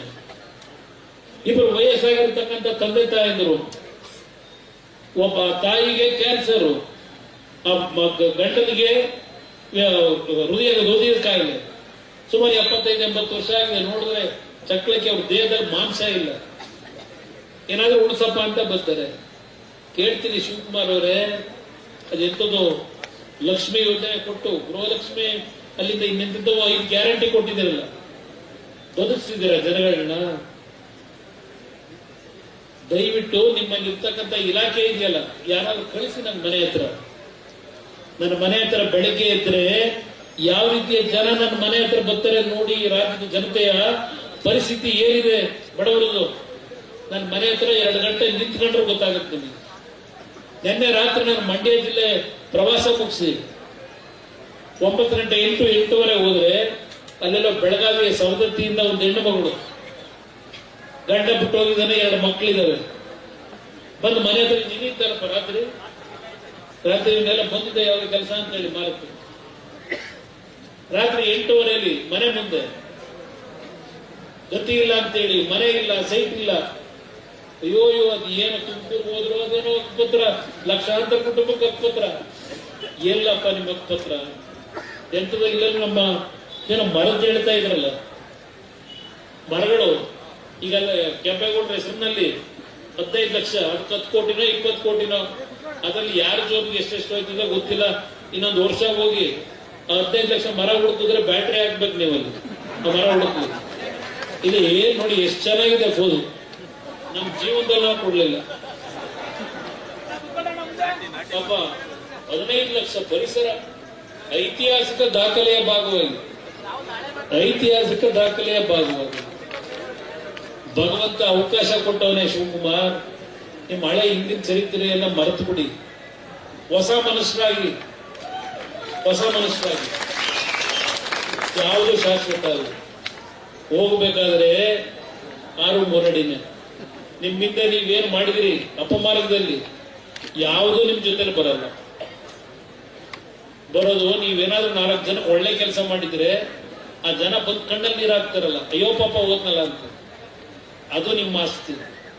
ನಿಮ್ ಬಿಲ್ಡಿಂಗ್ ಅಲ್ಲೆಲ್ಲೋ ನಾವು ಬಂಗಾರಪ್ಪ ನಗರದಲ್ಲಿ ಬಹುಶಃ ಇಲ್ಲಿ ಯಾರಾದ್ರೂ ಹೋಗಿರ್ಬೇಕಲ್ಲಿ, ಏನು ಕಟ್ಟವರೆ ವಿಧಾನಸೌಧಕ್ಕಿಂತ ಪ್ಯಾರಲ್ ಆಗಿ ನಿಂತು ಶಿಕ್ಷಣ ಶಾಲೆ, ಎಂತ ನ್ಯಾಷನಲ್ ಪಬ್ಲಿಕ್ ಶಾಲೆ. ಮನೆ ನೋಡಿದ್ರೆ 20 ಮನೆ. ಪಾಪ ಅಲ್ಲಿ ಇಲ್ಲೆಲ್ಲ ನಮ್ಮ ಹಳ್ಳಿಯಿಂದ ಹೋಗಿ ಕೂಲಿ ಕೆಲಸ ಮಾಡ್ತಾರೆ ರಾಜರಾಜೇಶ್ವರಿ ನಗರದಲ್ಲಿ. ಆ ಗುಡ್ಡದ ಮೇಲೆ ನ್ಯಾಷನಲ್ ಹೋಗ್ಲಿ, ಫ್ರೀ ಸೀಟ್ ಏನಾದ್ರು ಕೊಡ್ತೀರಾ? ಅಲ್ಲಿ ಎಷ್ಟು ರೇಟ್ ತಗೋತೀರಿ ಮಕ್ಕಳಿಗೆ? ಪಾಪ ಅವ್ರು ಯಾರೋ ಒಬ್ಬ 70 ವರ್ಷ ರಿಟೈರ್ಡ್ ಮನುಷ್ಯ ನನ್ನ ಹತ್ರ ಒಂದು ಇಷ್ಟು ರೆಕಾರ್ಡ್ ಇಟ್ಕೊಂಡು ಬಂದ ಕಾಸು ಹೋಗೋಯ್ತವ. ಈ ಅಧಿಕಾರಿಗಳು ಸುಳ್ಳು ರೆಕಾರ್ಡ್ಗಳನ್ನು ಸೃಷ್ಟಿ ಮಾಡಿ ಯಾವ್ಯಾವ ತರ ಲೂಟಿ ಮಾಡ್ಕೊಂಡಿದ್ದೀರಿ. ನೀವು ನನ್ನ ಮೇಲೆ ಇಲ್ಲೆಲ್ಲ ಪೋಸ್ಟರ್ ಹಾಕ್ತೀರಿ. ಪೋಸ್ಟರ್ ಹಾಕೊಂಡು ನಾವು ಯಾವುದೇ ಅಂತ ಅಪಮಾರ್ಗದ ಕೆಲಸಗಳನ್ನು ಮಾಡ್ಲಿಕ್ಕೆ ಹೋಗಿಲ್ಲ. ಅದರಿಂದ ಇವತ್ತೇನು ನೀವು ಇಷ್ಟು ಹೋರಾಟ ಮಾಡಿದ್ದೀರಿ, ನನಗೆ ಭಗವಂತನ ಮೇಲೆ ನಂಬಿಕೆ ಇದೆ. ನಿಮ್ಮ ಹೋರಾಟಕ್ಕೆ ಜಯ ದೊರಕುತ್ತದೆ. ಯಾವುದೇ ಕಾರಣಕ್ಕೂ 1 ಇಂಚು ಭೂಮಿಯನ್ನು ಕೊಡಬೇಡಿ. ಹೇಳಿದ್ರಲ್ಲ, ಈಗ ಆಯ್ತು ನಿಮ್ಗೆ 2 ಕೋಟಿ ಬಂತು ಅಂತಲೇ ಇಟ್ಕೊಳ್ಳಿ 1 ಎಕರೆಗೆ. ಆ ದುಡ್ಡನ್ನ ತಗೊಂಡೋಗಿ ಆಯ್ತು ನಿಮ್ಮ ಮಕ್ಕಳು ಬುದ್ಧಿವಂತಿಕೆಯಿಂದ ಬ್ಯಾಂಕ್ ಅಲ್ಲೇ ಇಟ್ರು ಅಂತ ಇಟ್ಕೊಳ್ಳೋಣ. 10 ವರ್ಷಕ್ಕೆ ಬ್ಯಾಂಕ್ ನಲ್ಲಿ ಇಟ್ಟಿದ್ದಕ್ಕೆ ಇಂಟ್ರೆಸ್ಟ್ ನಿಮ್ಗೆ ಎಷ್ಟು ಸಿಗ್ಬೋದು? ಒಂದು 50 ಲಕ್ಷ ಸಿಗ್ಬೋದಾ? 2.5 ಲಕ್ಷ ಆಗ್ಬೋದು ಅದರ ವ್ಯಾಲ್ಯೂ.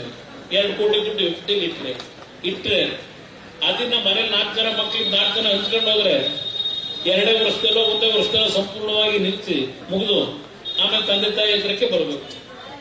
ಇಲ್ಲಿ 2.5 ಕೋಟಿ ನೀವು 10 ವರ್ಷ ಬ್ಯಾಂಕ್ ಅಲ್ಲಿ ಇಟ್ರು ಬಂದ್ರೆ, ಅದೇ 10 ವರ್ಷ ನಿಮ್ ಭೂಮಿ ನಿಮ್ ಕೈಲೇ ಇಟ್ಕೊಂಡ್ರೆ ಅದೆಷ್ಟು ಕೋಟಿ ಆಗ್ಬೋದು? ಈಗ ಉದಾಹರಣೆಗೆ ನಾನು ಬಂದೆ, ಈ ಒಂದು ಋಣ ಇತ್ತು ನನಗೆ, ಈ ಮಣ್ಣಿನ ಋಣ ಇತ್ತು. ಅವತ್ತು 1984-85ರಲ್ಲಿ ಕೇತಗನಹಳ್ಳಿ ಹತ್ರ ನಾನು ಏನು ಜಮೀನು ಖರೀದಿ ಮಾಡಿದೆ, ತಗೊಂಡಿದ್ದು ನಾನು 4.5 ಲಕ್ಷಕ್ಕೆ ಒಂದು ಟೋಟಲ್ 4.5 ಲಕ್ಷ, 8,000ದಿಂದ 12,000 ಅವತ್ತಿನ ವ್ಯಾಲ್ಯೂ. 46 ಎಕರೆ ತಗೊಂಡೆ. ಅದ್ರಲ್ಲಿ ಆಮೇಲೆ ಬೀರಯ್ಯ ಅಂತ ಯಾರೋ ಒಬ್ಬರು 1 ಎಕರೆ ತಗೊಳ್ಳೋದಕ್ಕೆ 4.5 ಲಕ್ಷ ಕೊಟ್ಟೆ. 45 ಎಕರೆಗೆ 4.5 ಲಕ್ಷ ಖರೀದಿ ಮಾಡಿದ್ದು. 1 ಎಕರೆ ತಗೊಳ್ಳೋದಕ್ಕೆ ಆಮೇಲೆ ಒಂದು 4-5 ವರ್ಷ ಆದ್ಮೇಲೆ 4.5 ಲಕ್ಷ ಕೊಟ್ಟೆ. ಇವತ್ತು ವ್ಯಾಲ್ಯೂ ಎಷ್ಟಿದೆ ಹೇಳ್ಕೊಂಡವರಲ್ಲ, 80 ಎಕರೆಗೆ 480 ಕೋಟಿ ಅಂತೇಳಿ ಪೋಸ್ಟ್ ಹಾಕೊಂಡವ್ರೆ, ಟಿವಿ ತೋರಿಸ್ತಾ ಇದ್ದೀವಿ. ಏನು ಇವ್ರ ತರ ದಗಾಲ್ ಕೆಲಸ ಮಾಡ್ಬಿಟ್ಟು ತಗೊಂಡಿದ್ದೀರ? ನಾನು ಬೇಡಪ್ಪ ಅಂದೆ ನಾನು, ಮತ್ತೆ ಒತ್ತಾಯ ಮಾಡಿದ್ರು. ಇವತ್ತು ರೇಟಲ್ಲಿ ಏನಿದೆ ಅನ್ನೋದು ನಮ್ದು ಎಕ್ಸಾಂಪಲ್ ಹೇಳ್ತಾ ಇದ್ದೀನಿ. ಇವತ್ತು ಎಕರೆ 3 ಲಕ್ಷ 3 ಕೋಟಿ 4 ಕೋಟಿ ಆಗಿದೆ. ಈಗ ಬೇರೆ ಯಾವುದು ಬೇಡಿ, ಇದೆಂತದ್ದು ನಿಮ್ಮ ಪಕ್ಕದಲ್ಲಿ ಗಾಲ್ಫ್ ಕೆಲಸಕ್ಕೆ ಹೋಗೋರು ಇಲ್ಲಿಂದ ಹುಡುಗರು, ಅವ್ರಿಗೂ ಕೆಲಸದಾಗ ಮಾಡಿದ್ರು. ಈಗ ಅವರೇ ಫಿಕ್ಸ್ ಮಾಡಿರೋ ರೇಟ್ ಇದು. ಹೊಸೂರು ಪಕ್ಕದಲ್ಲೇ ಇರತ್ತಾನೆ, ಅವ್ರು ಯಾರು ಇಲ್ಲಿ ನಿಂತವ್ರಲ್ಲ, ಅವ್ರು ಹೋಗಿ ಅಲ್ಲಿ ಹೇಳ್ಬೇಕಲ್ವ. ಏನು ಫೋಟೋ ಚಕ್ಕು ಇದೇನು ಪಾಪ ಮಂಜಣ್ಣ ಹೇಳ್ತಿದ್ದ. ಈಗ ಯಾರು ಬಂದು ನಿನ್ನೆ ಫಸ್ಟ್ ಡೇ ನಮ್ಮ ಹಳೆ ಸ್ನೇಹಿತ ಬಂದು ಕೊಟ್ಟ, ಫೋಟೋ ಹಾಕ್ಸ್ಕೊಂಡು ದೊಡ್ಡ ಕಾರ್ಡ್ಬೋರ್ಡ್ ಇಟ್ಕೊಂಡು. ಈಗ ನೆನ್ನೆ ಇವರೊಂದು 10 ಜನ ಕೊಟ್ಟವರಂತೆ. ಅಲ್ಲಪ್ಪ, ಇಲ್ಲಿ ಈಗ ಸರ್ಕಾರಿ ಭೂಮಿ, ಅದು ರೈತರ ಭೂಮಿ ಅಲ್ಲ, ಖರಾಬು. 12 ಕೋಟಿ ಫಿಕ್ಸ್ ಮಾಡಿದೆಯಲ್ಲಪ್ಪ ಅಲ್ಲಿ. ಇಲ್ಲ ರೈತರಿಗೆ ಏನು ಯಾರು ಕೊಡಕ್ಕಾಗದೇ ಇರ, ದೊಡ್ಡ ಮಟ್ಟದಲ್ಲಿ 2 ಕೋಟಿ ಕೊಟ್ಟಿದ್ದೀನಿ ಅಂತೀಯ ನಿನ್ ಯೋಗ್ಯತೆಗೆ. ಅಲ್ಲ 12 ಕೋಟಿ ಫಿಕ್ಸ್ ಮಾಡೋದಲ್ಲಪ್ಪ. ಇಲ್ಲ ಎಷ್ಟೇ ಕಾಲ್ನಡಿಗೆ ಹೋಗ್ತೀವಿ ಅಲ್ಲಿ. ಅರ್ಥ ಮಾಡ್ಕೊಳ್ಳಿ, ಭೂಮಿ ದಯವಿಟ್ಟು ಕೊಡಬೇಡಿ. ನಾನು ಮಂಡ್ಯದಲ್ಲಿ ಒಂದು ಕಾರ್ಖಾನೆ ತರಲಿಲ್ಲ ಅಂತ ಹೇಳಿ ನನ್ನ ಮೇಲೆ ಅಪಾದನೆ ಮಾಡ್ತಾರೆ. ಈ 2 ವರ್ಷ ಆಯ್ತು ನಾನೀಗ ಅಪಾದನೆ ಮಾಡ್ತಾರೆ ನನಗೆ. ಒಂದು ಕಾರ್ಖಾನೆ ತರಲಿಲ್ಲ ಕುಮಾರಸ್ವಾಮಿ ಅಂತ ಹೇಳಿ. ನಾನು ನಮ್ಮ ಅಧಿಕಾರಿಗಳಿಗೆ ಹೇಳಿದೆ, ಎಲ್ಲಿ ಯಾವುದೇ ರೀತಿಯ ಕೃಷಿ ನಡೆಯಲ್ಲ, ಯಾವ ಭೂಮಿನಲ್ಲಿ ಮಳೆಯ ಆಧಾರದ ಮೇಲೆ ಇವತ್ತು ರೈತರು ಬದುಕಲಿಕ್ಕಾಗದೇ ಇರ್ತಕ್ಕಂಥ ಒಣಭೂಮಿ ಇದ್ರೆ ಒಂದು 100 ಎಕರೆನ ನಾನೇನು ನನ್ನ ಇಲಾಖೆಯಲ್ಲೇ 1,000 ಕೋಟಿ ಇವತ್ತಲ್ಲಿ ಇನ್ವೆಸ್ಟ್ಮೆಂಟ್ ಮಾಡಬೇಕು. ಅದು ಬೇರೆ ರಾಜ್ಯಕ್ಕೆ ಹೋಗುತ್ತೆ.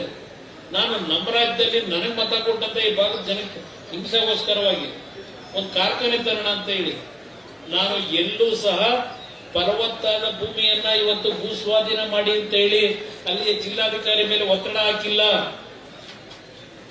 ಯಾಕಿದನ್ನ ಹೇಳ್ತೀನಿ ಅಂದ್ರೆ, ಇವತ್ತು ನಾನು ಇಡೀ ದೇಶದಲ್ಲಿ ಸುತ್ತಿದ್ದೇನೆ. ಈ ದೇಶ ಯಾವ ರೀತಿ ನಡೀತಾ ಇದೆ ಅದೆಲ್ಲವನ್ನ ಗಮನಿಸಿ ನನಗೆ ಅರ್ಥ ಮಾಡಿಸಿದ್ದೀರಿ. ನನ್ನನ್ನು ಬೆಳೆಸಿರ್ತಕ್ಕಂಥವ್ರು ನೀವು ಅಂತ 1000 ಬಾರಿ ಹೇಳಿದ್ದೀರಿ. ರಾಜ್ಯದ ಯಾವ ಮೂಲೆ ಹೋದ್ರು ಹೇಳಿದ್ದಾರೆ. ರಾಮನಗರ ಜಿಲ್ಲೆ ನಾನು ಭೂಮಿಗೆ ಹೋಗೋವರೆಗೂ ಮರ್ಯಾದೆ ಒಂದು ಹಾಳೆ ಇದೆ.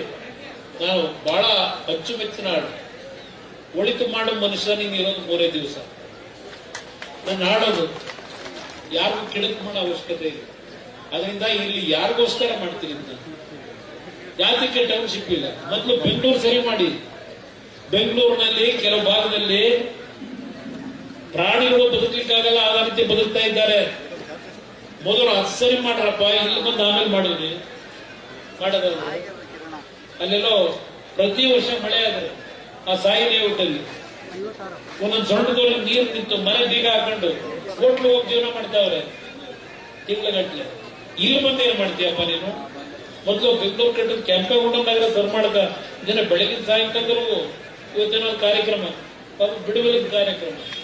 ಒಬ್ಬ ಅಧಿಕಾರಿ ನನ್ನ ಜನ ಇವತ್ತು ನೀವು ಜಿಲ್ಲಾಧಿಕಾರಿ ಕಚೇರಿ ಮುಂದೆ ಹೋದ್ರೆ ಒಳಗಡೆ ಕೂರಿಸ್ತಕ್ಕಂಥ ಸೌಜನ್ಯ ಇದೆ.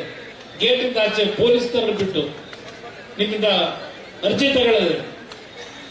ಇಷ್ಟೆಲ್ಲ ದೌರ್ಜನ್ಯ ನಡೆಸಿ ನಿಮ್ಗಳ ಮೇಲೆ ನೀವು ಹೋರಾಟ ಮಾಡಿದಿರಲ್ಲ, ಇದಕ್ಕೆ ನಿಮ್ಮ ಕೈ ಜೋಡಿಸಿ ತಲೆಬಾಗಿ ನಮಸ್ಕಾರ ಮಾಡಿ. 4,500 ಕುಟುಂಬದಲ್ಲಿ ಅರ್ಜಿ ಕೊಟ್ಟಿದ್ದೀನಿ, ತಕರಾರು ಅರ್ಜಿ. ಇವತ್ತಿನವರೆಗೆ ಒಬ್ಬರಿಗೆ ಏನಾದರೂ ಇವತ್ತು ರಿಪ್ಲೈ ಕೊಟ್ಟಿದ್ದಾರೆ ನಿಮಗೆ ಜಿಲ್ಲಾಧಿಕಾರಿ ಕಚೇರಿಯಿಂದ?